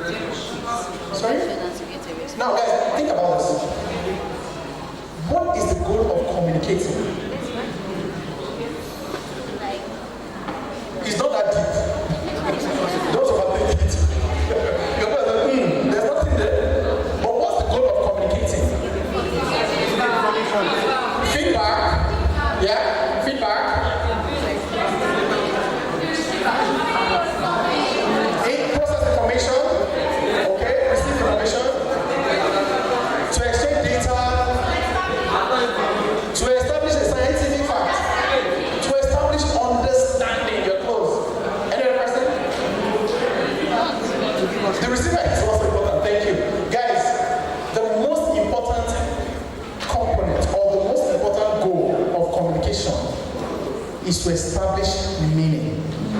I repeat, meaning. You see, all that information, dissemination, receiver, giver, if it does not make sense, it's not communication. Are you with me? The goal of communication is to establish what? As a business person, you have to not just learn how to communicate. As a student or somebody that's going to be employed, you have to think about effective communication. What I'm doing today is I'm communicating, I'm using my voice, my body, my hands, my mind, my works, presentation. I'm just trying to pass across a message that will make meaning. Alright? So basically, there are verbal and non-verbal communication. Verbal communication has to do, as you know, the use of words or writing. Basically, these things you know, right? Non-verbal, very simple. The use of non-verbal, body language, voice, emotions, and all of those things. Do you know that if everyone would pay attention to how we communicate, we would actually be more, not just effective people, we would actually be more happy as human beings. The greatest problem today in the world today is because people are not listening to each other. And that's why there's a lot of crisis in the world today. People are talking, but they're not communicating. Can I have 5 people? Let's talk about effective, one of the components of effective communication, which is listening. 5 people. Another 5 people. Quickly, let's do this quickly. It's going to be fun. 5 people, 5 volunteers. Again, I need a guy. Thank you very much, please. I don't understand. What is this now? 5. Great. 1, 2, okay. 3, 4, 5. You want to join? Okay. Guys, one of the components of communication is being a very good listener. You see, the problem is everybody wants to talk, but not everybody wants to listen. People see, guys, there's a difference between hearing and listening. And there's a difference between listening and effective listening. So we want to test effective listening skills. I'm going to tell her one thing. She's going to tell her that same thing. And she's going to tell him that same thing I told her. And he's going to tell her that same thing. And he's going to tell her that same thing. Alright? But this is how you're going to do it. Make sure you are honest to say what you hear and not what you think they are saying. Alright? We want to see if indeed effective listening is happening here. Alright? Alright, so I'll whisper to you.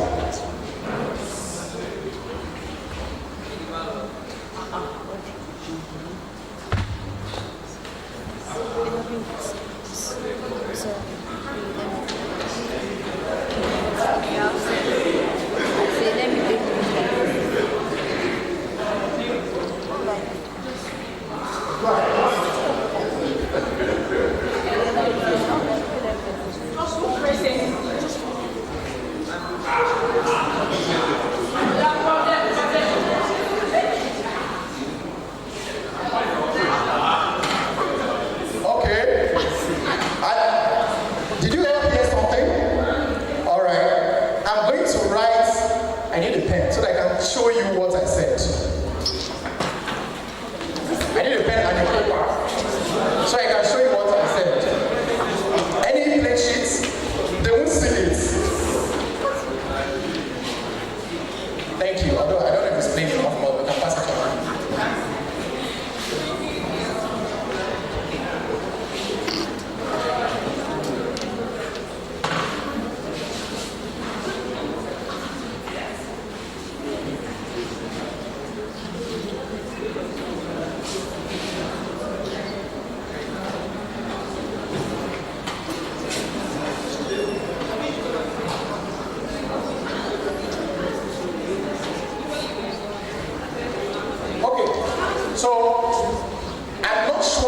your eyes is, but can you read this? Alright, so this is what I'm going to do. Just look at it and pass it around. Quickly. Make it fast, just read, pass. Just show them, yeah, show them, show. Can you see it? Great. Show them. What are you guys?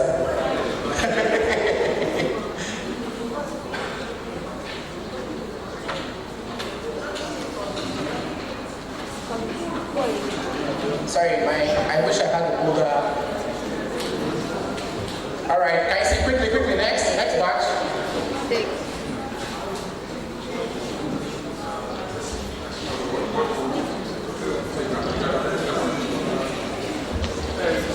All right, okay.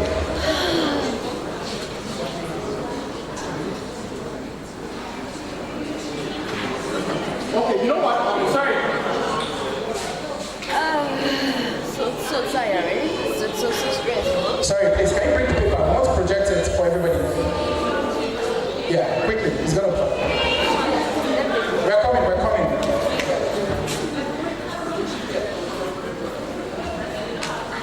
So while they're gonna project what I said, you're gonna hear what everybody has to say, alright? And you guys are not permitted to look at the back. I repeat, you're not permitted to look at the back. It's very important, please don't. Okay? Yeah. Can we see what is written there?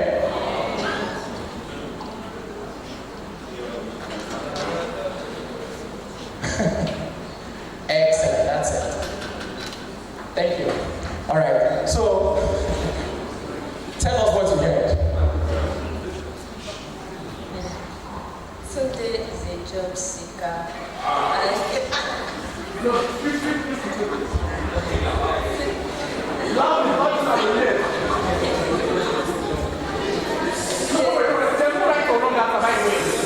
right or wrong answer. Just say what you get. Today is a job seeker.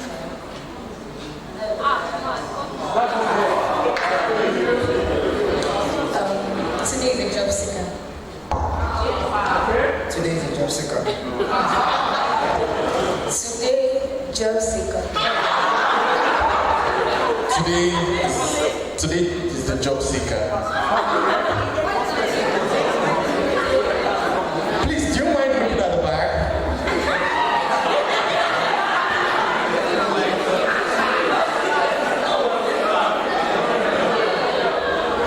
Friends, where was the problem?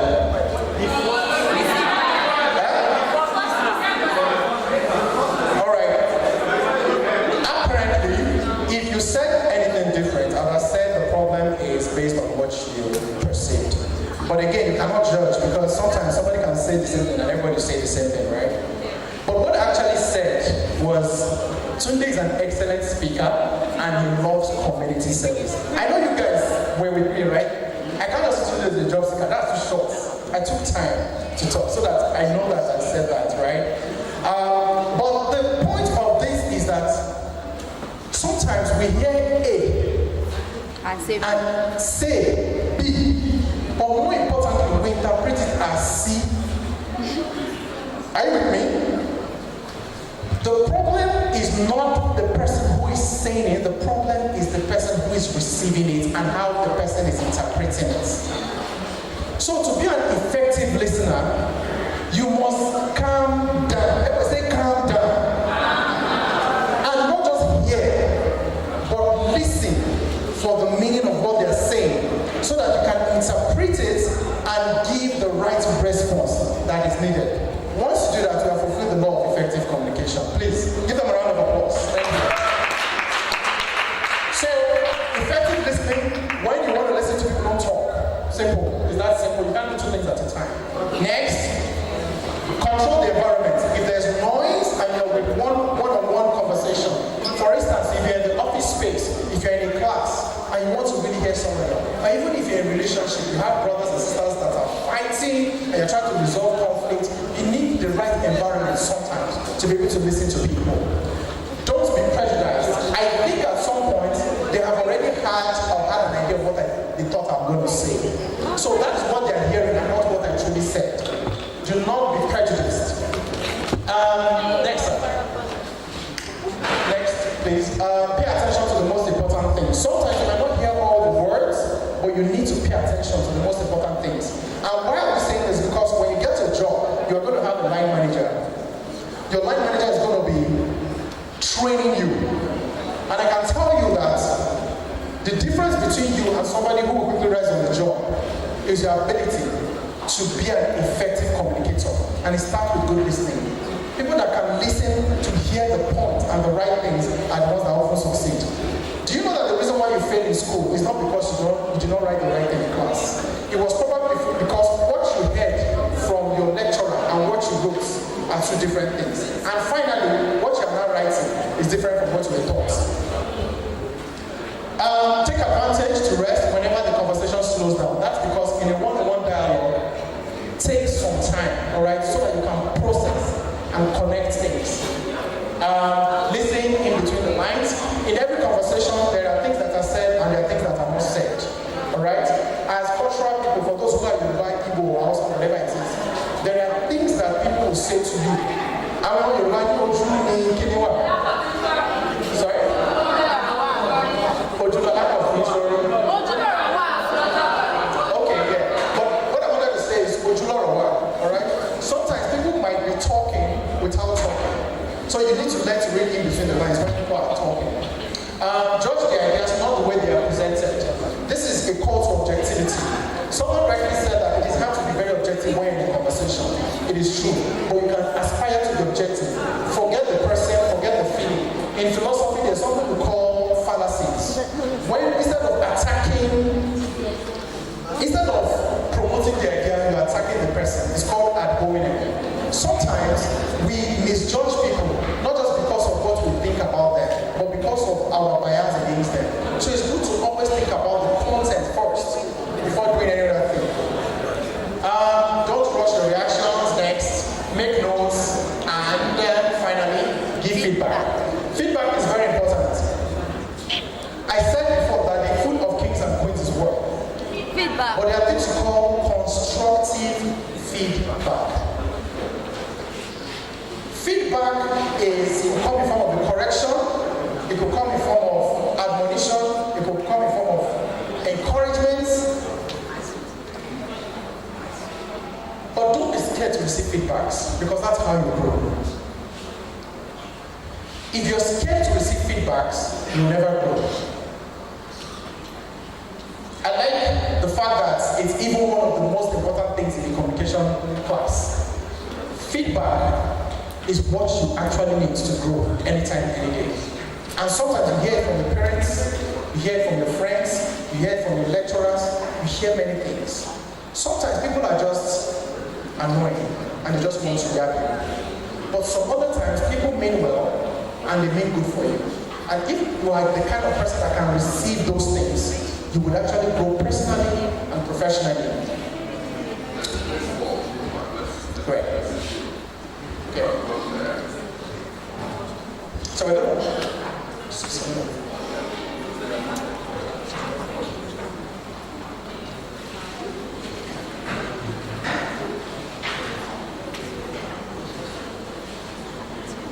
We're going to get to this section.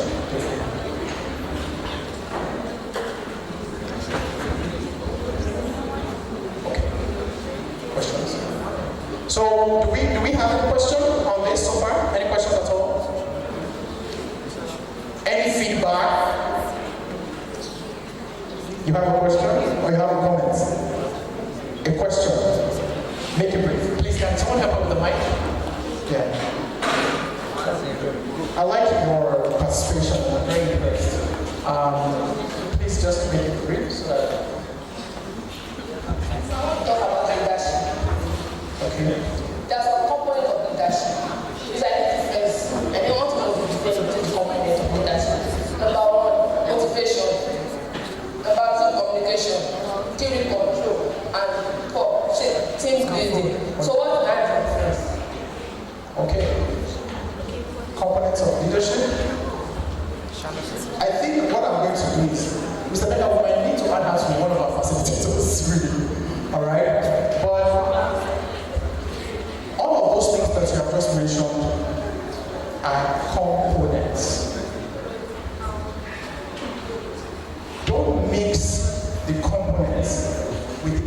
leadership.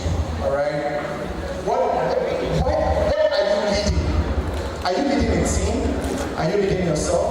Are you leading a business? There are many components of leadership. There's resilience, there's empathy, there's compassion, there's courage, there is critical thinking, there is teamwork, there are many things, right? But of all the things that you need to focus on is about the goal of leading.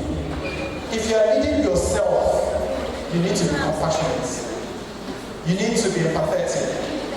You need to love yourself. You need to discipline yourself, right? So what I would say is that if you want to know the difference in all of them, you will have to actually go do some research. But do not think about those differences. Think about what is the essence. Yes, the aim of that leadership, like exploring. If you're a class rep, the context of your class will determine what you do and the things you display. I don't know if that helps. Thank you very much for the question. Okay, so my guy is saying that we should end it on this beautiful note. I know that there are many components. Trust me, when you have access to that class or that online platform, you'll be able to take all those training. This is a quote, and a very powerful quote by Oscar Wilde, and he says, let us read together. Can you learn this again?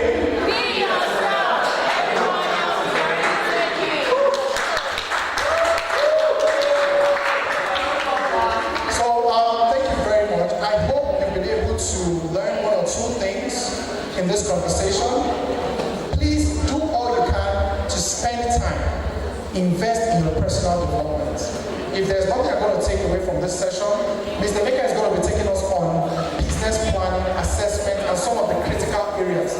For some of you that want to start as entrepreneurs, that want to be intrapreneurs, that's entrepreneurs on the job, all right? But the most important thing that you need to focus on for you as a student is personal development. Thank you very much and have a wonderful day.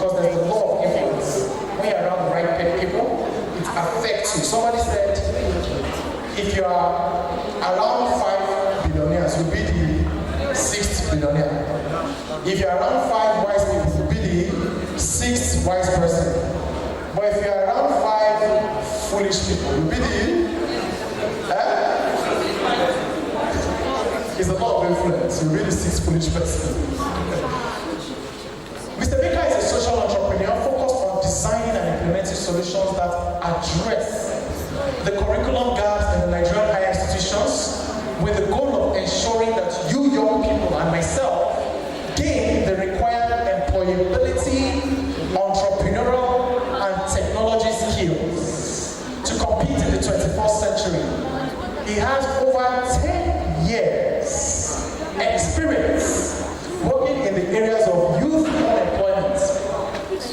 As the project lead for Inceptum, he has organized the Nigerian Campus Enterprise Challenge. Wake Up and Smell the Coffee, which was part of Summit, as well as numerous hackathons, including the U.S. Embassy-sponsored Disability Inclusion Hackathon. A first on a Nigerian campus. That was done in the Nigerian campus. He's very interested in how business and market forces can be used to address the most pressing problems facing societies today and nations, and ensuring that solutions democratize opportunities for everyone. Ladies and gentlemen, currently he's interested in launching innovation and creative spaces that create an enabling environment for young people to learn 21st century skills, co-create ideas, and connect to global opportunities. Mr. Emeka is inspired by this quote from Peter Diamandis. The world's greatest problems present the world's greatest business opportunity. Ladies and gentlemen, please join me as I welcome Mr. Emeka Osai. Please, a round of applause for him. Keep jamming those hands, keep jamming those hands. Thank you. I usually call Mr. Fidelis my chief salesman. So he always has a real hype in me before, we do stuff. How was the last session? Hello, everybody. Hello. Hi. From Tunde,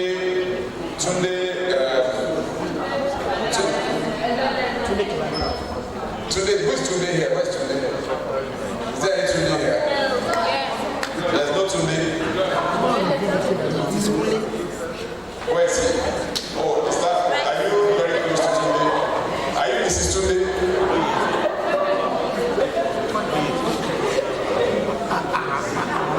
Okay. Please, let's put hands together again for our staff events. I think we should project your social media handles so you can follow him. By next week, we're lucky to have him actually. 24th is supposed to be off. I mentioned it's supposed to be off to Germany. He'll be away for a while. He's resuming at SAP. SAP. It's one of the biggest German companies. Okay, so did you enjoy the time with him? Yes. Did you enjoy the time with him? Oh, yeah. Okay, so you can see that's if you want to engage with him much more.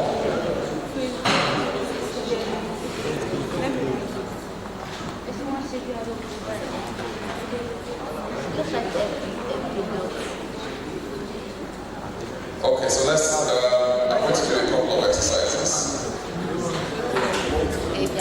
How many of you have done this? Let's thank our last facilitator. So let's go like this. One turn. It's raining. It's drizzling. It's about to rain. It's about to rain. It's about to rain. Second finger. They are shouting, Tunde Chotika Shawale. Lolade. Bring in your daddy's shoes. Collins. Korebe. Okay, 3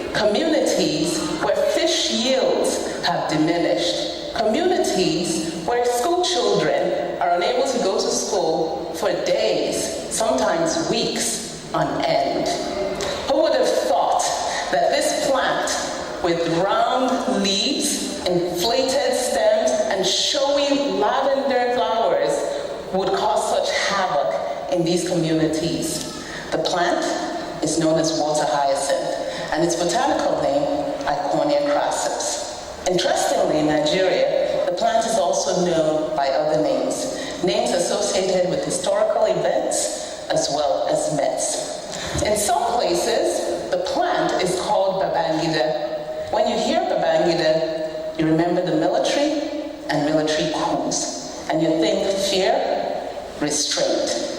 In parts of Nigeria in the Niger Delta, the plant is also known as Abiola. When you hear Abiola, you remember annulled elections and you think dashed hopes. In the southwestern part of Nigeria, the plant is known as Gbeboro. Gbeboro is a Yoruba phrase which translates to gossip or talebearer. And when you think of gossip, you think rapid reproduction, destruction. And in the Igala-speaking part of Nigeria, the plant is known as Akbiyeboma. When you hear that, you think of death. It literally translates to death to mother and child. I personally had my encounter with this plant in the year 2009. It was shortly after I had relocated from the US to Nigeria. I quit my job in corporate America and decided to take this big leap of faith. A leap of faith that came out of a deep sense of conviction that there was a lot of work to do in Nigeria in the area of sustainable development. And so here I was in the year 2009, actually at the end of 2009, in Lagos on the 3rd Mainland Bridge. And I looked to my left and saw this very arresting image. It was an image of fishing boats that had been hemmed in by dense mats of water hyacinth. And I was really pained by what I saw because I thought to myself, oh, these poor fisherfolk, how are they going to go about their daily activities with these restrictions? And then I thought, there's got to be a better way. A win-win solution whereby the environment is taken care of by the weeds being cleared out of the way, and then this being turned into an economic benefit for the communities whose lives are impacted most by the infestation of the weed. That, I would say, was my spark moment. And so I did further research to find out more about the beneficial uses of this weed. And out of the several, one struck me the most. It was the use of the plant for handicrafts. And I thought, what a great idea. Personally, I love handicrafts, especially handicrafts that are woven around a story. And so I thought this could be easily deployed within the communities without the requirement of technical skills. And I thought to myself, 3 simple steps to a mega solution. First step, get out into the waterways and harvest the water hyacinth. That way you create access. Secondly, you dry the water hyacinth stems. And thirdly, you weave the water hyacinth into products. The third step was the challenge. See, I'm a computer scientist by background and not someone in the creative arts. And so began my quest to find out how I could learn how to weave.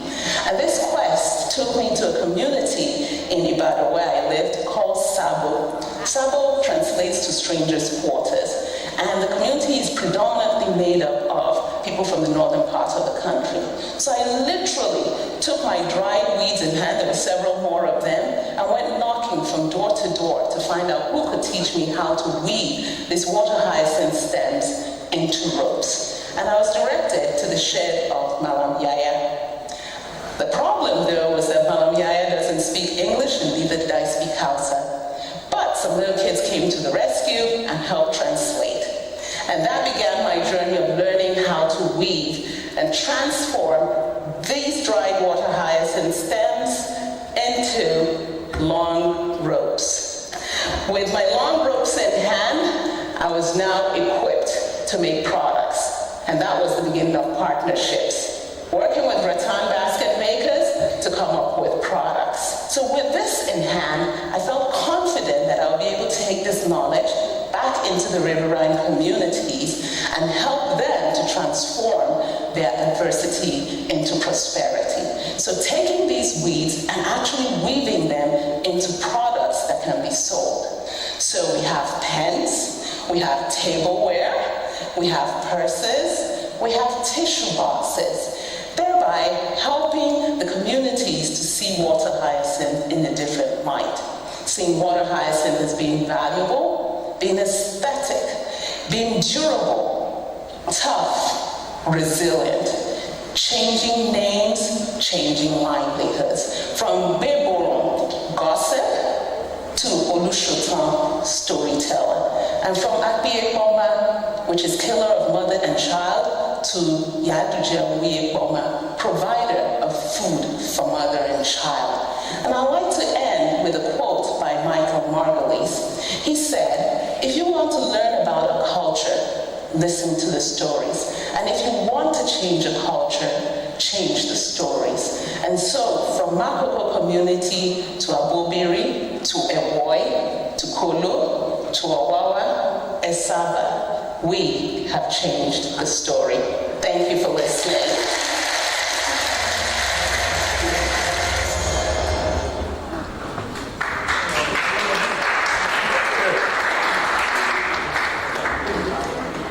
How was that?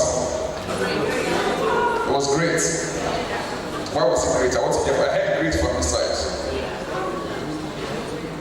Let me hear you. Where's the microphone? Where's our service assistant?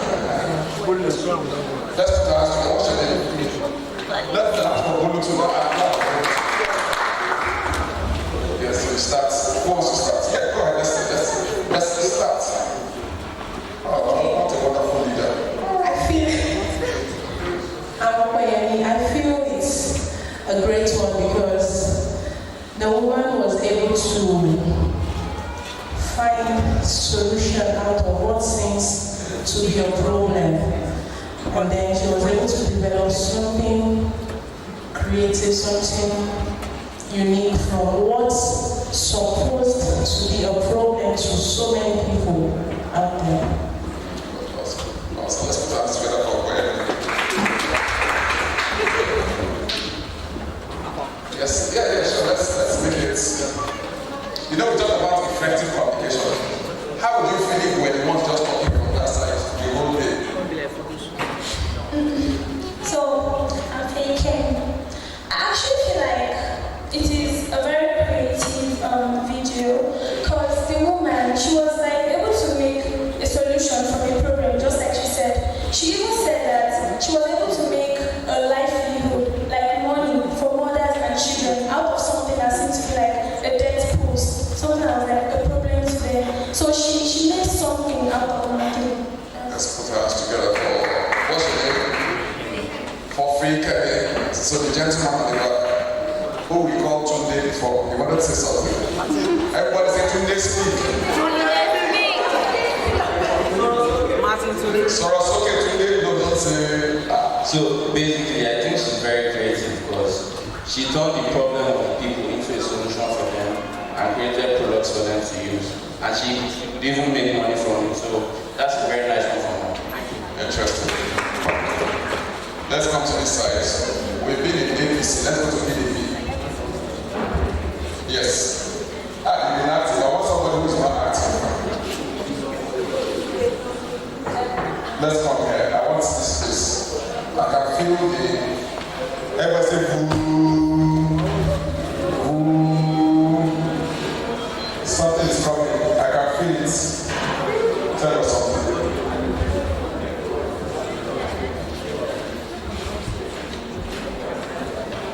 I agree with what they all said. I think what happened to the video is that it's looking towards the demonstrated platform, the program, solution, value and wealth. Value. Problem, solution, value. Can we say it together? Problem, solution. What's the next one? Value. And money. I like the way I'm connecting the conversation. So sorry, this cotton I watched. I do teach this thing sometimes for 29 hours.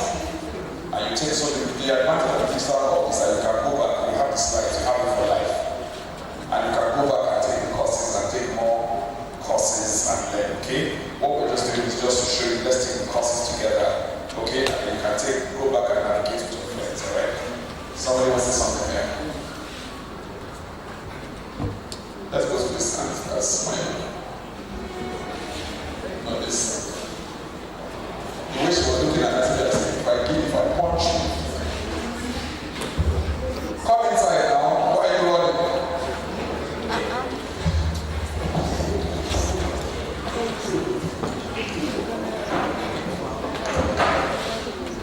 My name is Barbara Steve.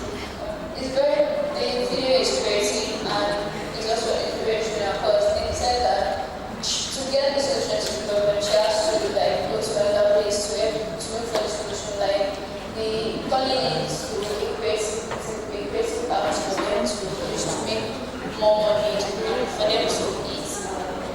Okay, awesome. And she also changed the lifestyle. Change the life. So the question I have for every one of you is, what are the problems my friends talk about on campus? Like I can turn into a business solution.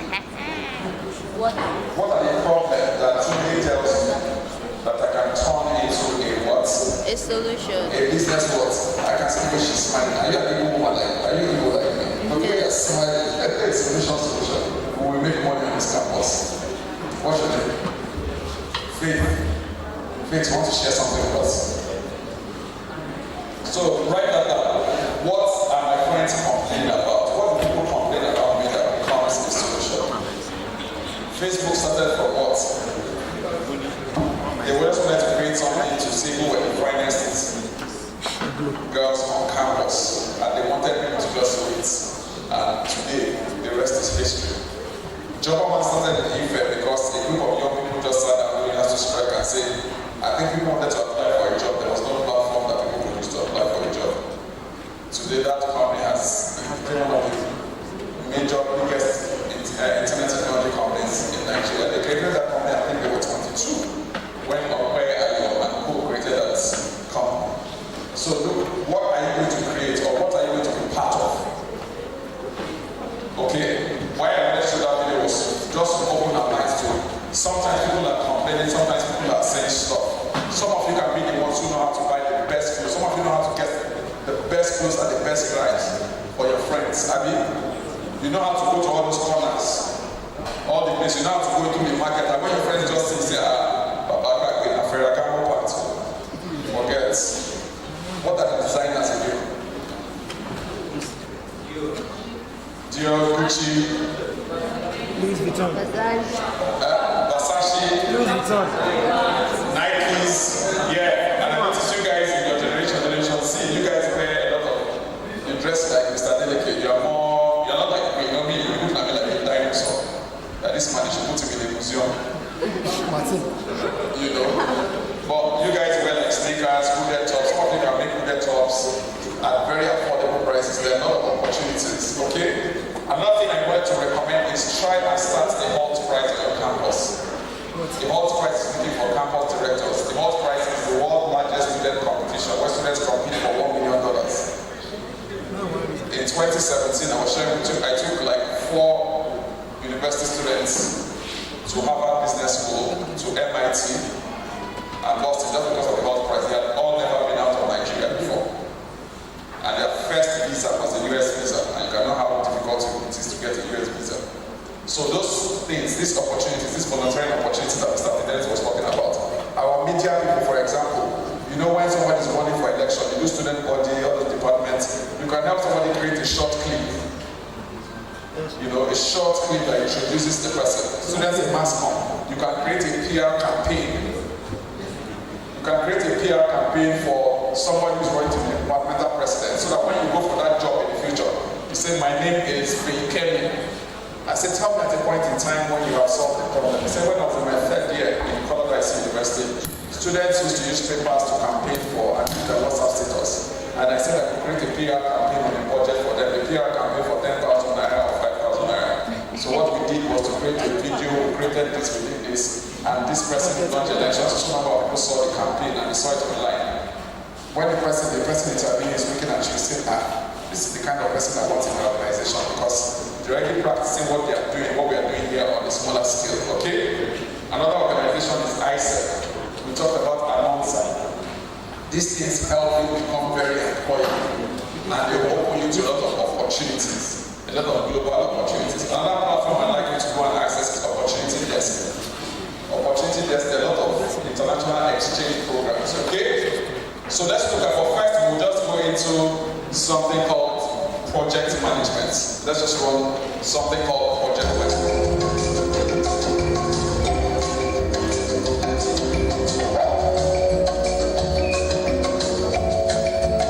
Project management, making things happen. Project management is a lot of orchestration and requires some fundamental skills. Prioritizing, choosing things and training of others. Scheduling, setting times and dates when things happen. Budgeting, being mindful about how much flows out. Project management can be used to improve your effectiveness in everyday situations.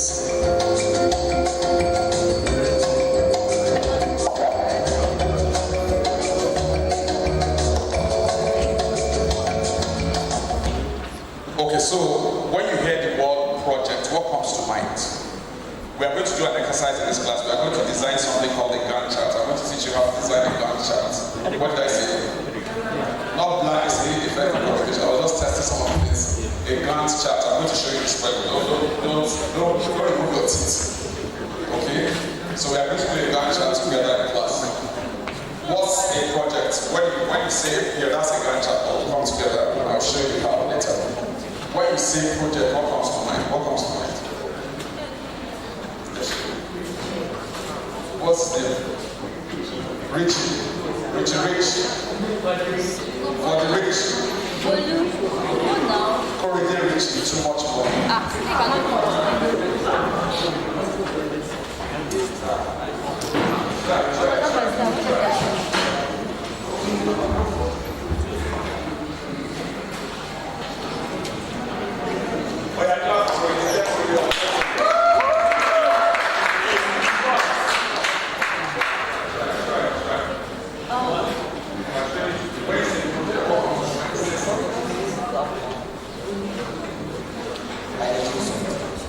Managing something. What? Managing what? Anyhow, managing something. It's not even just a thing, it's to manage something. Who else wants to try? When the word project comes to mind,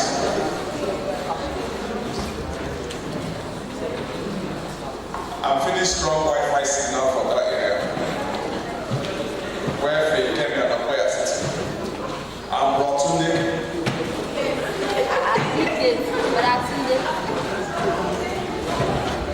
That's the new nickname.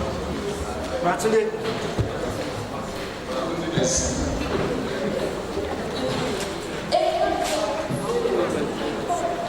Don't worry, I don't think so. A project is like Only one blind. an assessment, yes, that is like giving to someone just to see how far they've gone on through their period of learning. It should be like something you give back as a return of all your years, like in learning something. Okay. So let's just move on.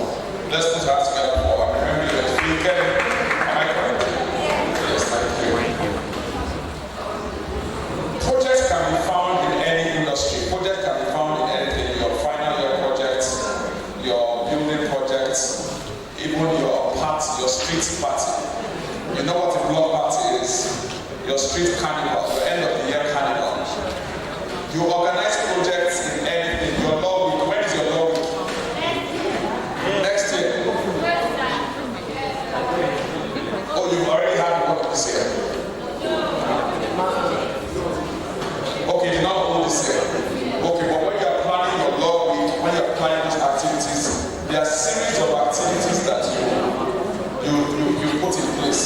So you can define the project as a series, the management of a series of activities towards getting the desired project. A project usually has a start and a finish date. A project is not a product. A project is not what? A project is not what? A product. Here it says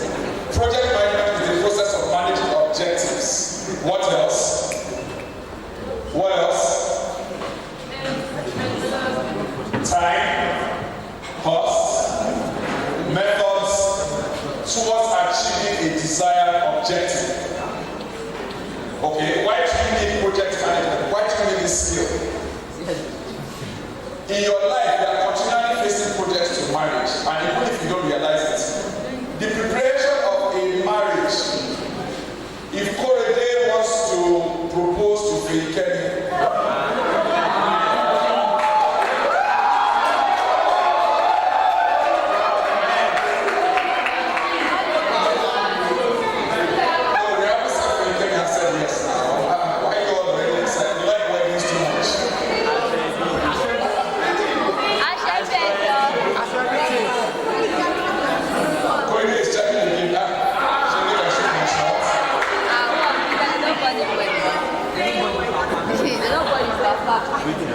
okay, let's say Korede, for the purpose of this class, Korede, not say after the class, you are your own.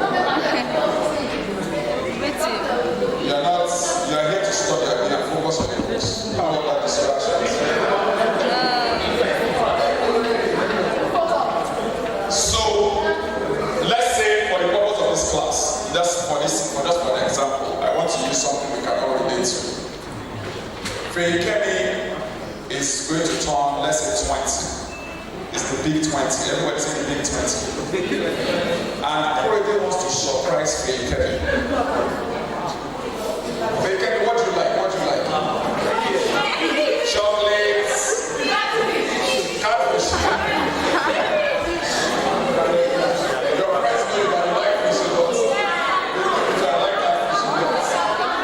catfish pepper soup. And a cold coke. Like this. So let's assume Fekemi's birthday is, let's just assume Fekemi's birthday is next month. If you can hear me clap once. If you can hear me clap once. If you can hear me clap once. Thank you. I know this whole dating thing is just exciting you guys too much. So Fekemi's birthday is next week, and Korede wants to surprise her. They want to do a surprise party. They want to give her something that, you know, that part where you watch on Instagram. You know, she'll not be crying.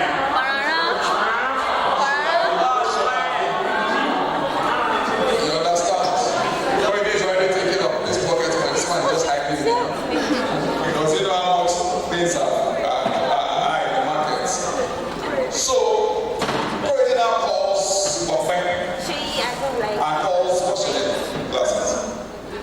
Abiola, and say, you know what Fekemi likes? How can we plan something together in such a way that okay? That is the project. Because I said the project must have the start and what?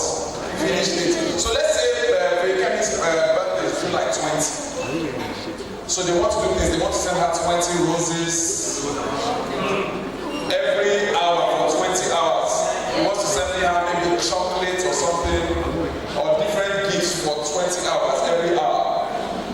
The whole of that activity to make it happen is project what?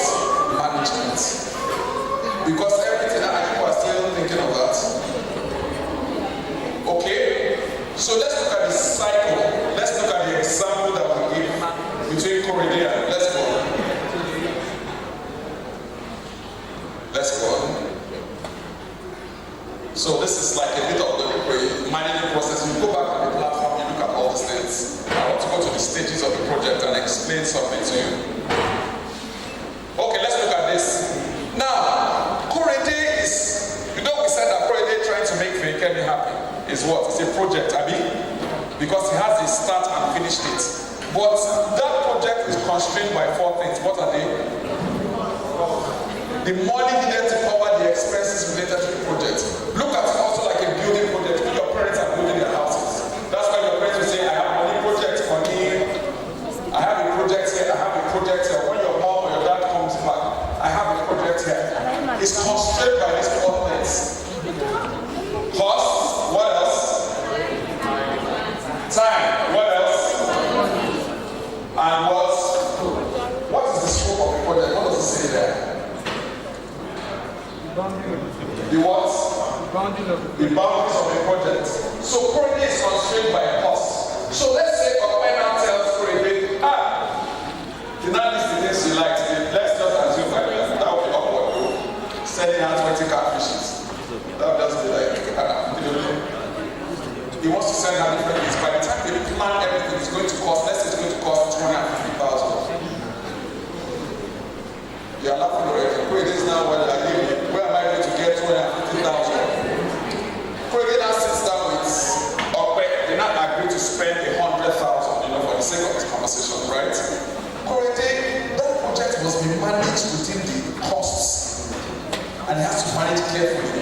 If the project is not managed carefully, the cost will what? Just imagine dollar goes up the following week, and maybe the roses, maybe each of the roses were 3,500 natural roses, and the not plastic ones, so not the one that they can give you flog you will forget your matric number, not the one that you want to smell, the one that you smell, so you have to get it naturally. Now, the cost is the quality. How does Okwe and Abiola help Korede to deliver that objective? We talk about objective in project management. What's the objective? What's the objective in this project? What's the objective? To give Feyikemi a wonderful birthday. Okay? Now, imagine that we now want to look at it. Korede is also constrained by the quality. Because he wants to make sure that the thing comes up as what? Top notch. You understand? He wants to make sure that everything that is delivered is crisp. Alright? He wants to deliver the kind of thing. Some people like pets. Imagine if Feyikemi likes pets, now can give her one bingo. One bingo that will go and bite her that day. You want to give her all those small breeds, all those very fluffy, nice, what's that? Which breed? Which one? You tell us now. Where? Which breed? Lhasa. Not Lhasa. Lhasa fever. That's how it's like. Okay, Lhasa. So you want to give it very nice. So now you know that the cost of that, the dog, some dogs eat more than human beings. We were joking this morning about people relocating. You might have happened in Chicago. You have people. One of the first things when I lived in the US was, you just see people in you just enter the elevator, just talk about the dogs. You'll be looking at the way they take care of the dog, you are looking at your own life. You now go to the store, they've come to buy one thing, they will be doing promo for pet things, They say this one, give your dog an amazing Halloween. The dog too is particularly say Halloween dog. Me said I never chop. So we're not joking that if somebody is stranded, we're just joking this morning. If somebody is stranded abroad, maybe you're working somewhere. After washing plate, after you have to walk, that people walk dogs. Dog walkers, they pay them. The way you have babysitters, that's the way you have dog walkers. So we're not joking that the person will be hungry, will not be struggling for the food for the dog. The dog will not report to the owner when the owner comes back. You know what? Back to Korede is constrained by these four things. So let's move on next.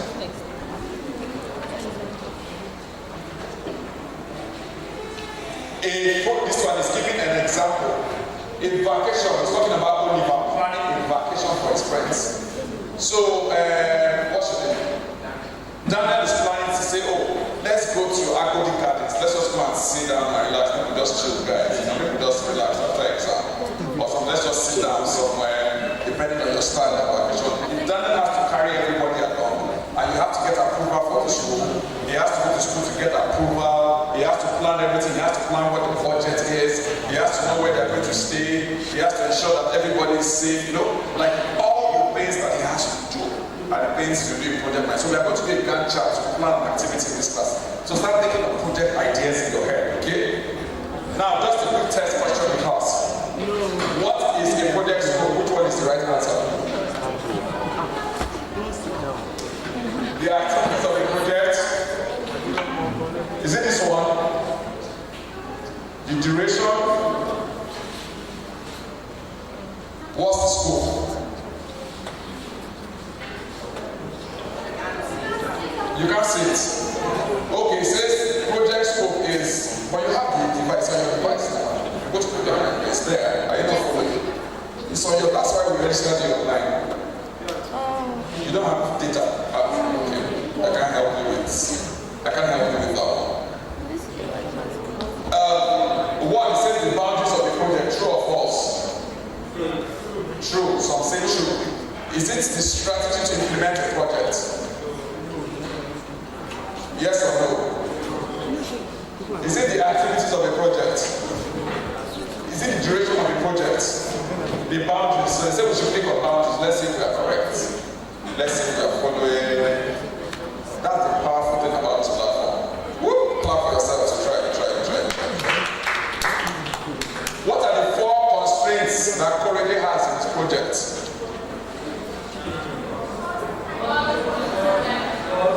Somebody wants to help us. Let's see from here. Yeah. Where? Somebody wants to help us. You see, say everybody's a salesman. Say everybody's a salesman. You have an opportunity when you're in the room to always distinguish yourself. Don't be afraid. Don't be afraid of giving the wrong answer. The workplace rewards the boldest people. You can't be hiding in the back. If you're hiding, nobody will know the genius that is inside you. So always stand up. It's okay. You might not get it right. This is not your. We won't mark you down. So you want to try? Let's give it to you.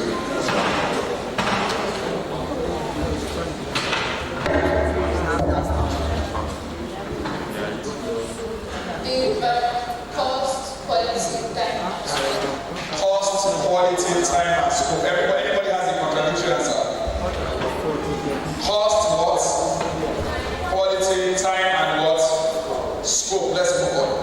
Let's see. Cost, quality, time, and scope. Correct. Thank you. Let's move on.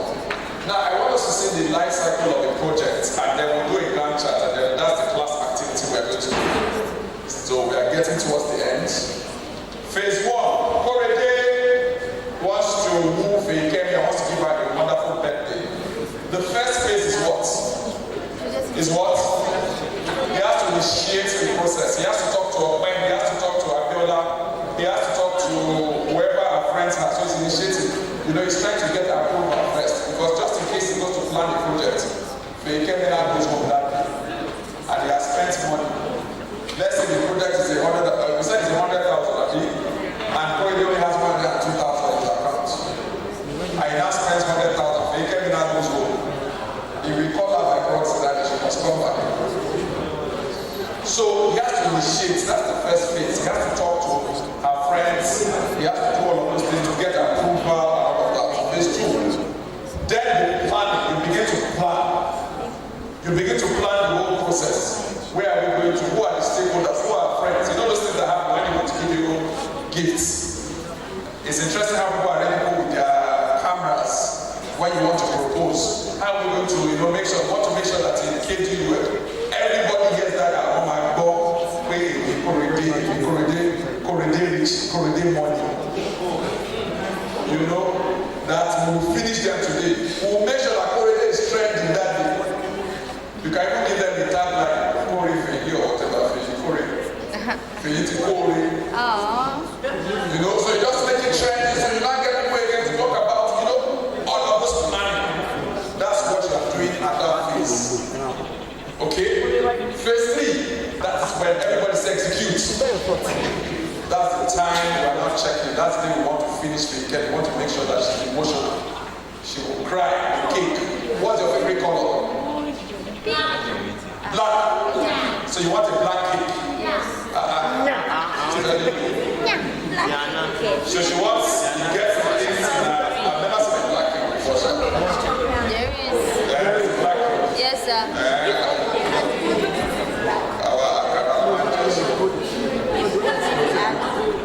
Okay, but whatever her favorite color, I don't think they want to make the room that day black, black button because I just but they will design everything, all the whole things.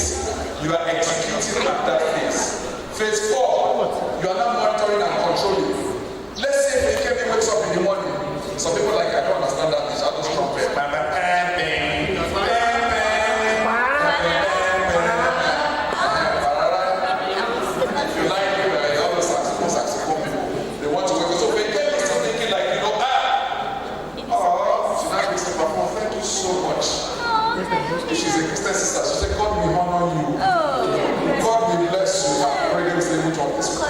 said he wants to zoom you. She wants to turn me into a brother. You know, or whatever the story is. You are monitoring and controlling the phase 4. So you are making sure that all the things that you have planned hour by hour, they are coming, they are getting to work. So maybe by 9 o'clock as she's going to class, you've already created something, maybe balloons or whatever, you know, or you've already put the fluffy, what's that dog again that we call? What's that dog? Lassa, something Lassa. You know, he has put the dog happy birthday for you, Kenny. In that production, she now begins to become emotional again. She carries the dog. All her friends surround her. They are taking pictures. You know, she's doing like this. She's doing all the things. They're afraid that we haven't seen anything yet.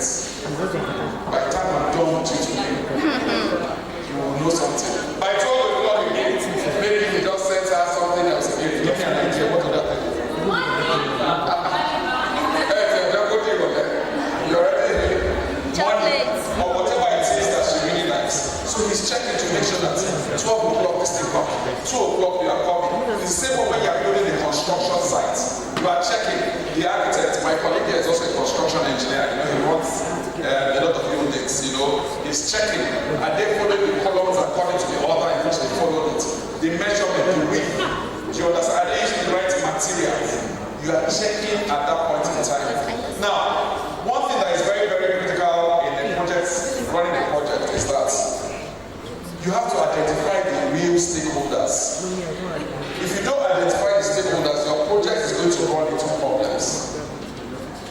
Have you ever heard the story of when they are building something and some people just go about have you heard the story before? Yes. And the construction would stop. What has happened is that when they were mapping their stakeholders, part of the people who were in the area, they didn't follow school, they didn't map those people as stakeholders.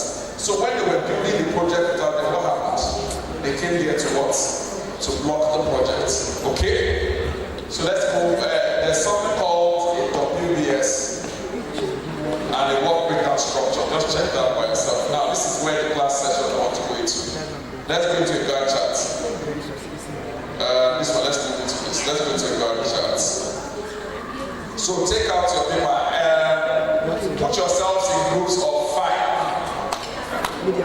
Groups of 5. Groups of 5. Groups of 5.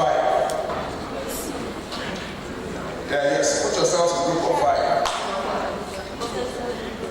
You know what? Or should I just shake all of you off a bit? You want to meet new people at me? Okay, let's. Marty. No, that will just take time.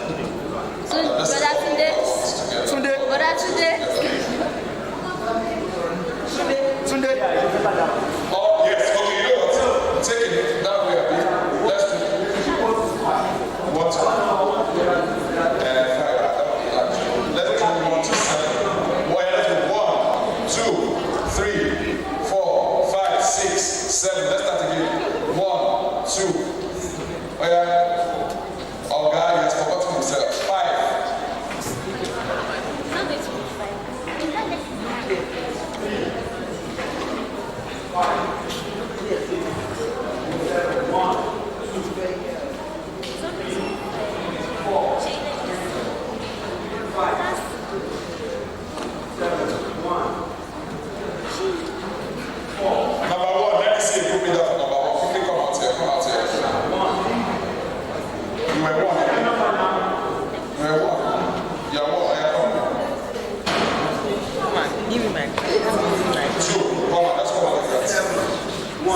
Just come out with that.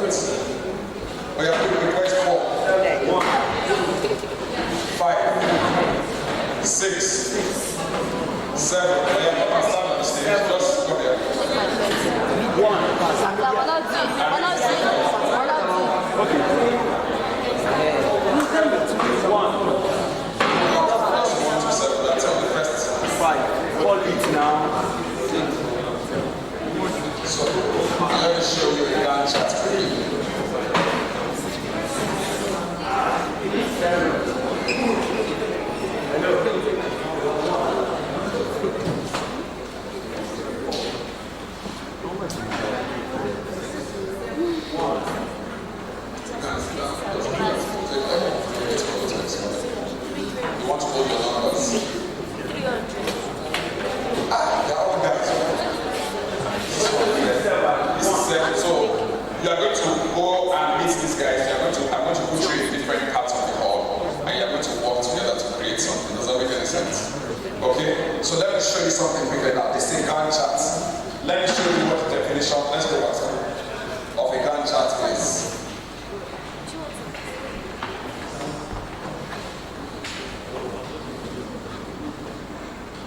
Let's go.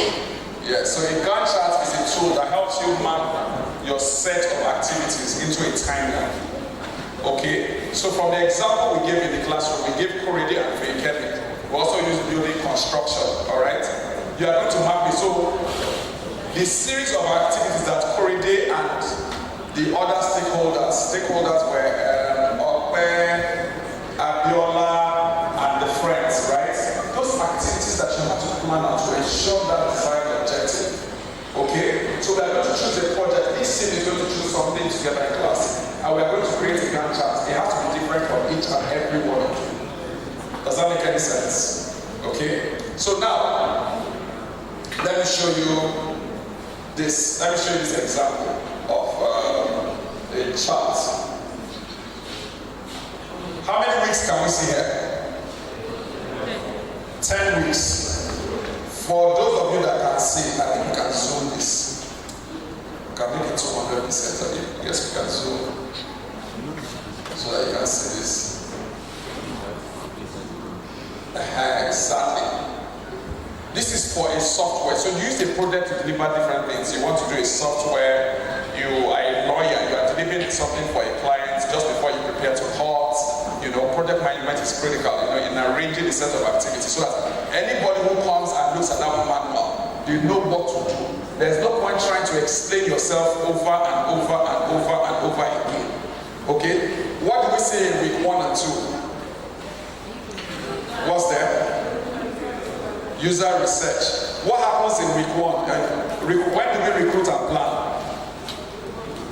Week 1, exactly. When do we do product assessments? Who said week 1? The coke is.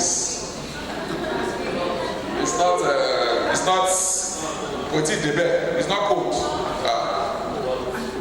This place is not cold enough. When do we have a strategy workshop? Exactly. So let's keep scrolling down. Did we have a strategy workshop in week 5 and 6? So anybody who comes and looks at this plan like this is simple. I'd like to make things very simple, okay? This is what you call a what? What chart is this? A Gantt chart. So you can use this to plan your student week. You can use this to plan, somebody joked one that you can use it to even plan abnormal. Week 1, skill defense, or day 1. You know, they were just joking in class anyway, it was a joke. But you can use it to plan anything. You can use it to plan your mom's 50th birthday or your dad's 60th birthday. So that way, anybody who comes around, that's why one of the best weddings I've gone for in my life. That wedding, you know what I did? They used project management for their wedding so much that even the night before the wedding, we got an email on what kind of meal we wanted to eat. I'm telling you. So we just need project management. We just say project management is, you know, so they sent us, you know, in a wedding, you will see people dressing well. You just see people do like this. When it comes to food time, how many of us have gone before? I know you just go with your guys, your friends. When it's time for feeding like this, all man for himself. Everybody just started. You just see somebody like Madam looking posh. His driver dropped him.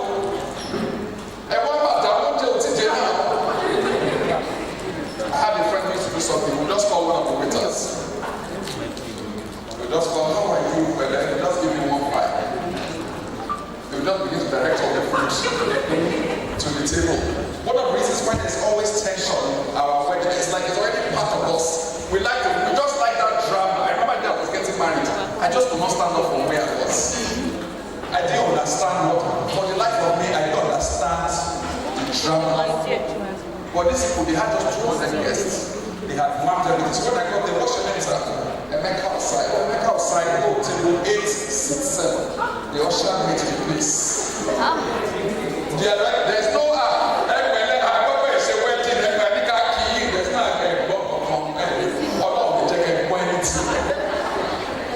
yes, you don't really listen. You still kind of don't want to embarrass yourself. And already at CBC, the list, because of what I did, they have printed it out and put it on the table. So we ate all kinds of, you know, those there's a difference between food and cuisine. You know, there's a difference. There's a difference see a meal like this, you know, at the wedding, everything was timed. They didn't want any kind of DJ at their list. They didn't want give it to me, give it to me. They didn't believe in all those kind of things. They brought a gospel DJ. Everything was these my friends, they were very, very planned. So what happened was that on the table that was sitting, most of the people who belong to our same fellowship cycle. So it's like a group of friends, they put us together. So there's nothing I'm going from table 8, I'm just going to table 7, I'm just going to sit down there. It will just bounce me. So if I don't want to embarrass myself, I will sit down table 8, seat what? Seat 7. And they will just come like this and they will take the meal from the table. You know, and you just see that they are coming to you like this and they're giving the food. There's no madam, madam, this is embarrassing. What is the meaning of this? Are you saying I came to bed for food? I was the man with the mask. Are you saying I came to bed for food? My cousin just said, why is man is sweating like this? Not food now. Or you just see the mothers, we know it now, we've not been part of this thing now. We are actually we don't know. You don't know. You just see our mother just go to, just use their everything Nigeria's connection. You just use their connection like this. You just see food. That's why some people think you see chicken, you see turkey, you see goat meat. And that person, you just see small meat like pasta. They will use connections. Okay? So, that wedding, you can use it to plan every single part. You can use it to plan, hello, please, if you want to feel, you have to, excuse me, hello. Okay, they are going to. Now I was a student, I know all these tricks. You just have to say, you know, let me say, hello, when they say, Corey, will be like, it's not him they are talking to. Just like this, you did all those things too. So, this is the chart. I want us to, so all number ones, let's do it in an orderly fashion. Where's number 1? Please come this way. Number 1, go to where Mr. Fidelis is. All number ones, join him there. All number ones.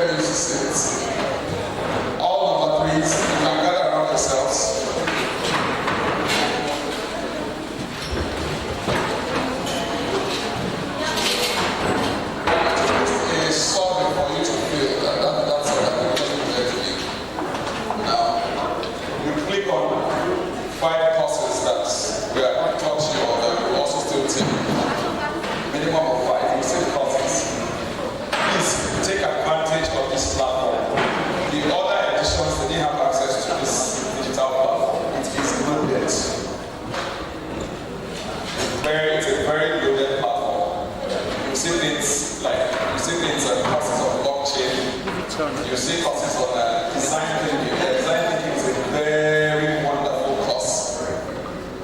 This is design thinking. Please. All number 4 come this way. Where it is.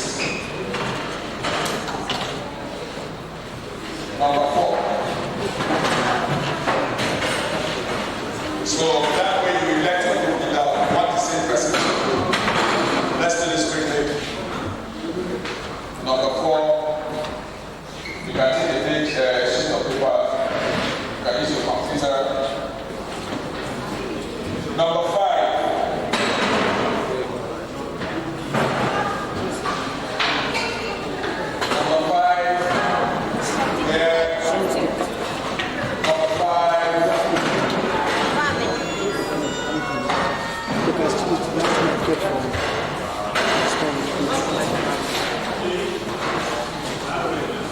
Number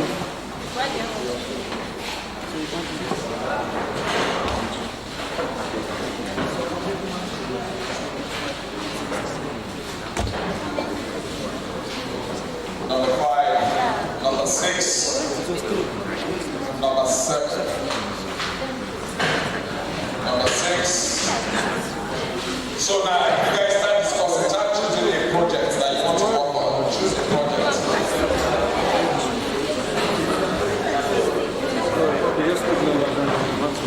Still follow that to this case. Brother Tunde, Flo. So we let it go that we walk around ourselves. Somebody has to leadership, somebody step into the gap, moderate the conversation.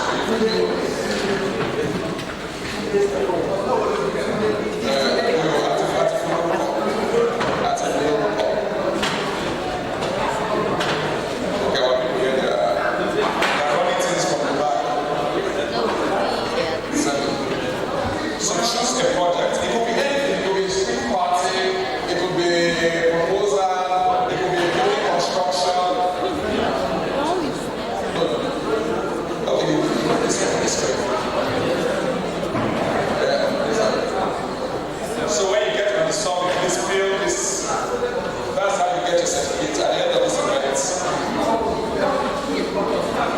Choose a project.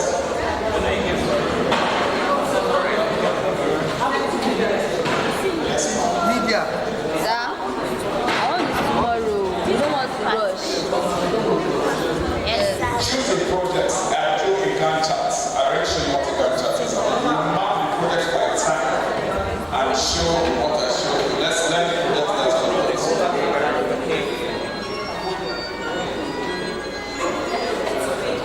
We'll get the Gantt chart. So you can see it.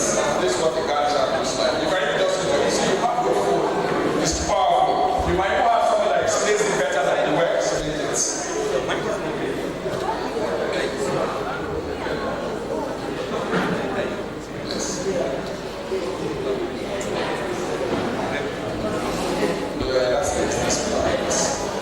Yes, that's your seat on the platform. If you want this one, you have to be very careful. So, let's say for example, you want to plan a proposal. What are the steps you're taking for the proposal? Do you understand? Or you want to do surprise that they can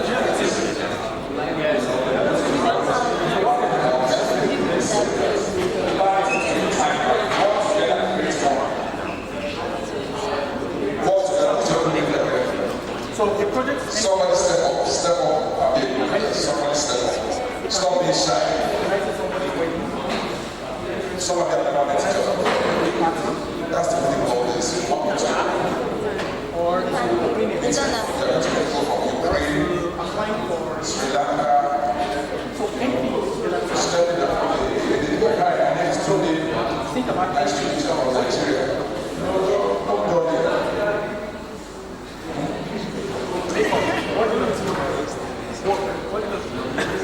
So what do you want to work on? Do you need help? You want to help them? I think you're tired. okay, sports, yeah. So let Mr. Kashipana tell you if you need help.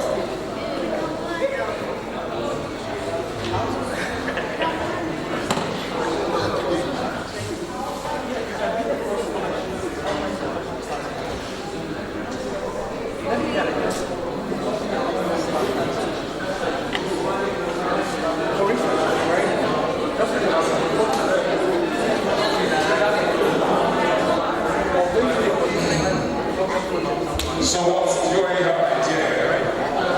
You're working on it. I like that. Let's do it. Let's see. Taufika. What's your name? That was an example. You're tired. Why not start to get the program? Why not you put in your name presentation to you that way? We're training to be professionals.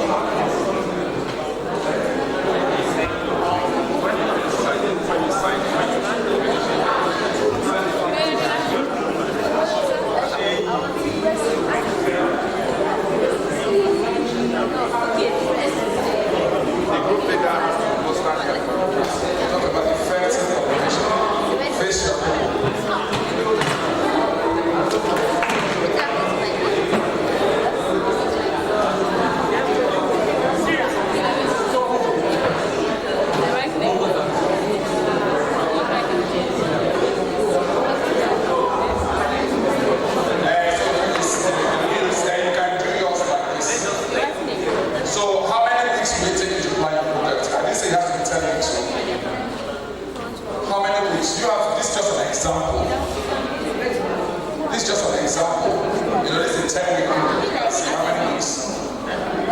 You can see it's mapped out. That means everyone's different activities.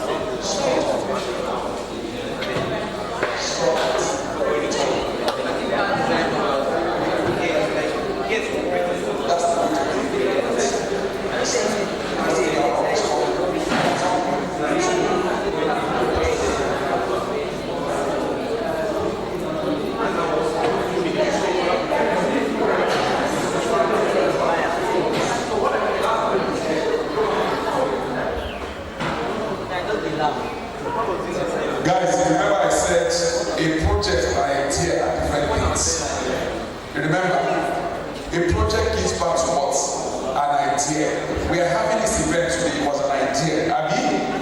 But there was a series of events. We know we said project management is the management of a series of activities to meet a desired objective. So launching a software idea, a website is a project. The website is not the project itself. The process by which the website comes into is what? Is the project. The website is the idea. The baby is not the project. The pregnancy is the project. I'm not saying that.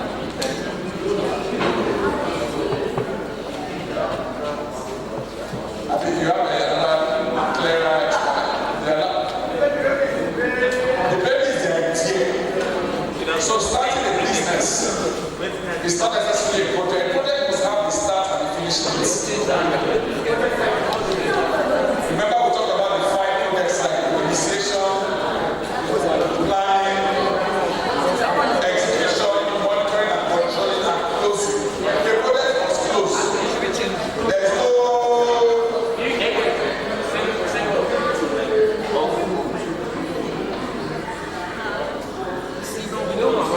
okay. Then you now plan your projects based on the timeline. Hey, you guys keep it changing. Yes.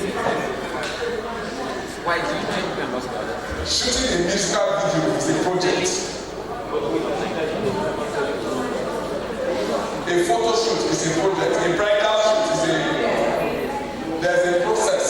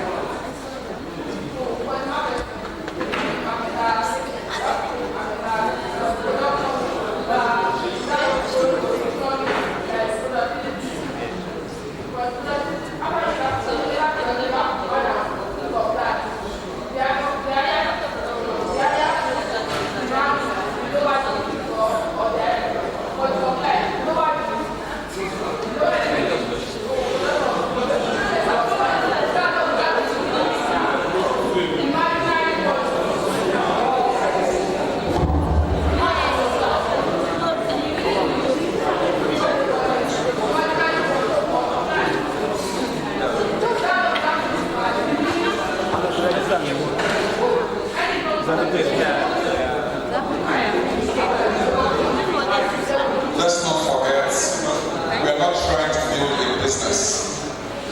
We are trying to follow a series of activities to meet a desired objective. That's a project. We are focused on the process. So let me show you again. God charts your activities on a timeline. When you woke up this morning, you woke up, you brushed your teeth, you had your bath. So if you do a God chart for coming here today, you put on a timeline with 6 o'clock, morning prayer, 6:15, so, 6:45, take my bath, 7:30, breakfast.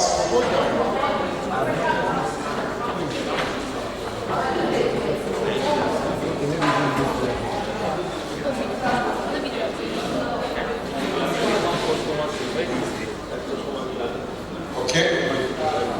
So we have 10 more minutes.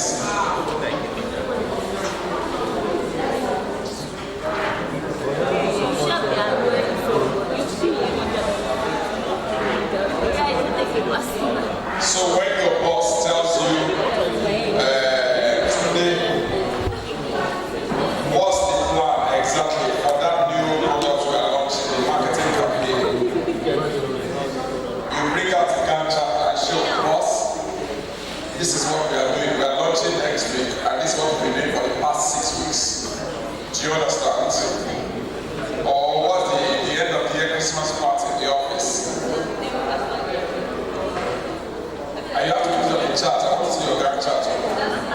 They're going to draw it, so you know how to draw it.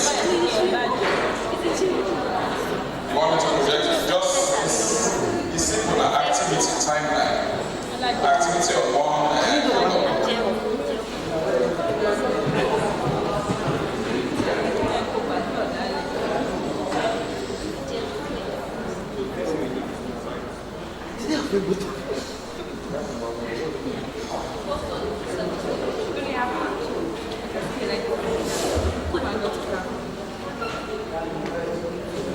let's put it together in the chat.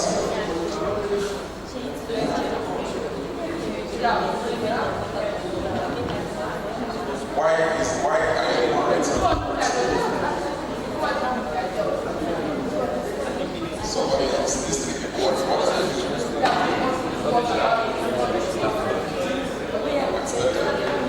Also, what are you contributing? Just like she said, I don't know what she said.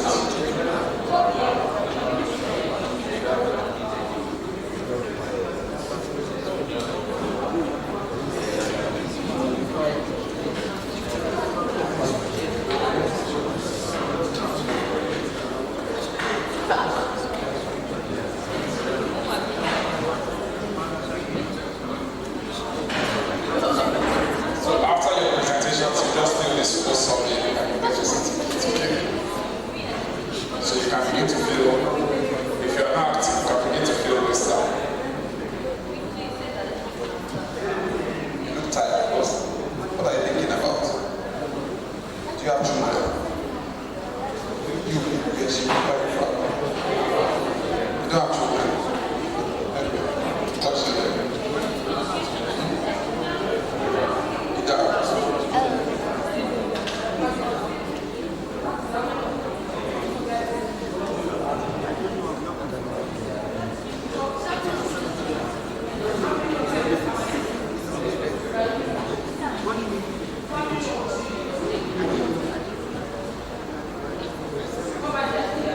I said you should do after your stuff.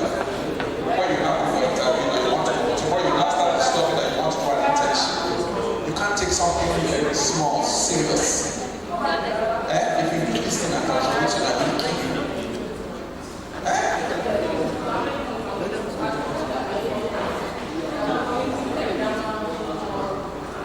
if you don't go on Instagram now, it will change you.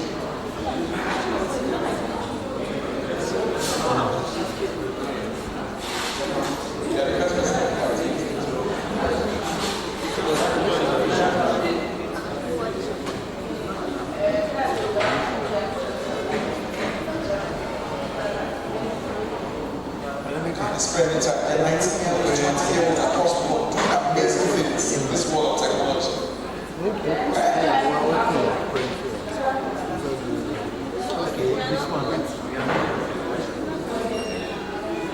I will bring somebody here the kind of patient to you. Big meeting for us, 21-year-olds.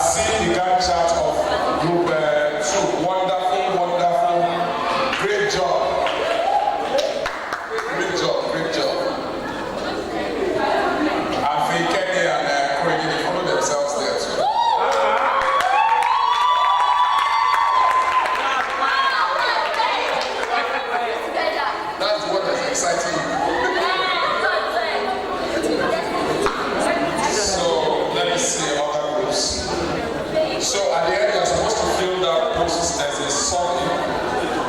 You'll be projecting the link and you never get your certificate.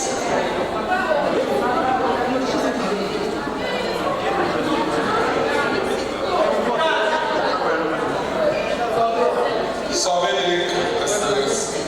So this is on my Instagram. Let me see.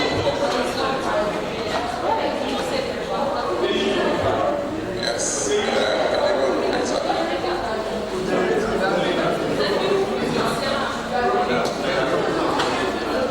So let's fill this together now.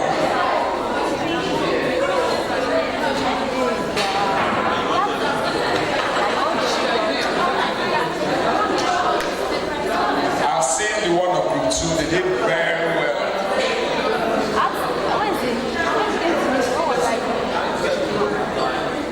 Show them.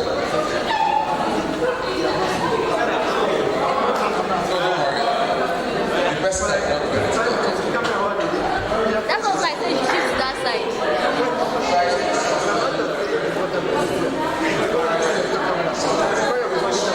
Say that.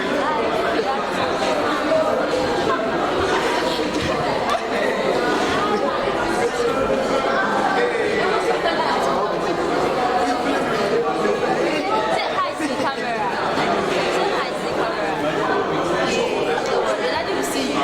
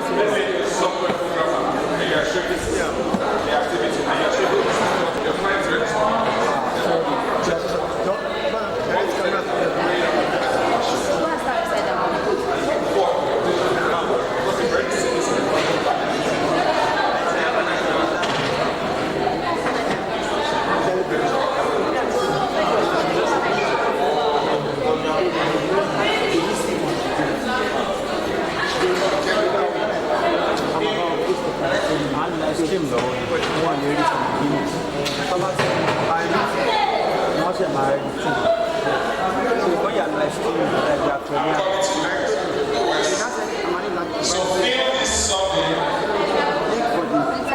That's the only way you can get your certificates. If you don't fill it, you can't get or tell them to assist you on time. The camera is not you already. The camera is not you already. Let your daddy see you. Let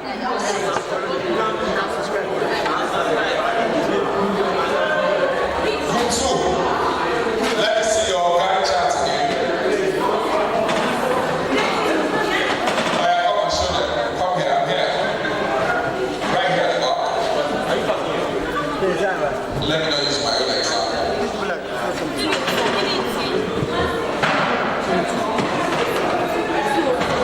So fine.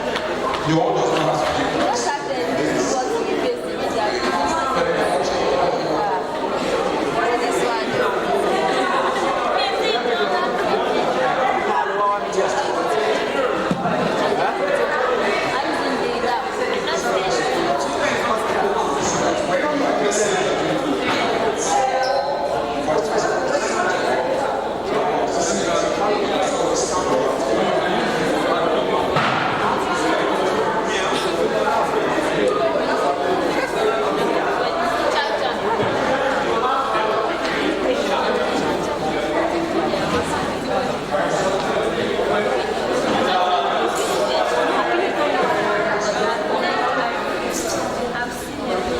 Group 2 has impressed me very, very well. You want to see what they have done?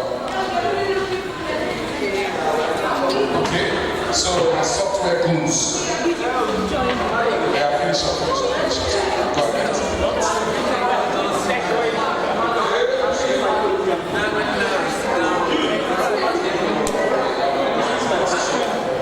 What do you plan?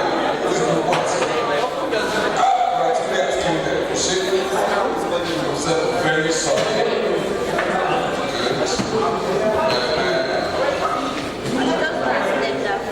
Good.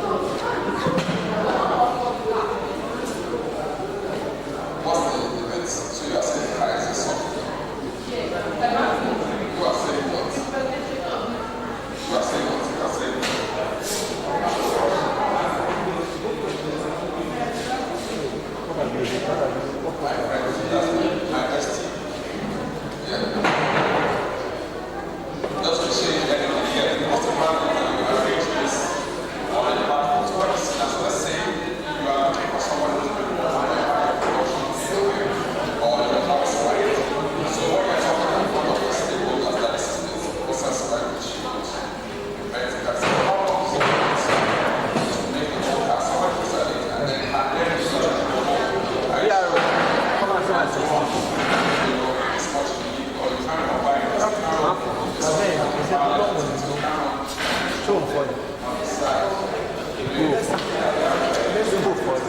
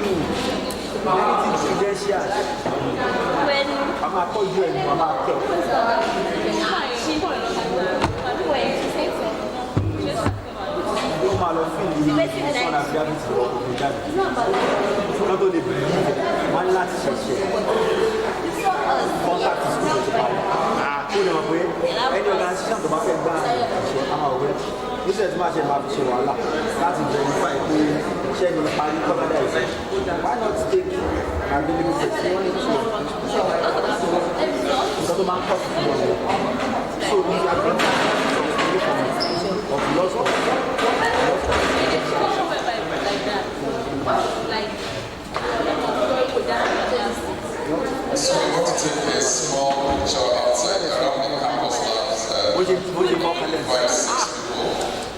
Invite 6 people. Something English for websites or. And do you know what that means? Something you're interested in. You have actually to like 7 or 8. Let me use that. Bring your ISO down to 200. Now bring your shutter speed. Take your shutter speed to like say 8, 100 or 80. Set down on So I'm trying to go up. But they got good. So they will also know that. They will not help you. She goes to register. For anyone, find out who does go register. Someone find out the details. You're on edge.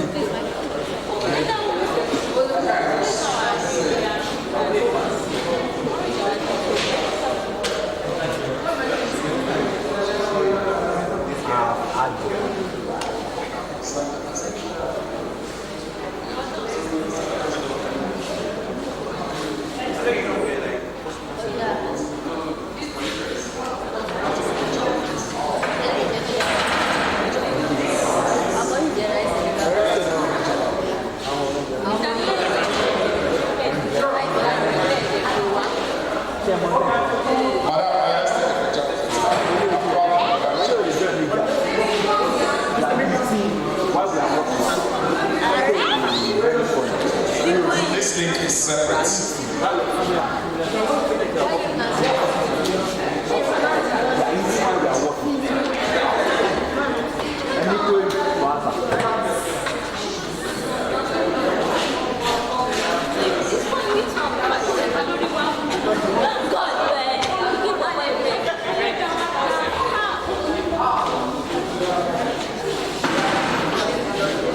Okay, we can see our certificates, okay? Some of us can see already. Yes, yes, sir.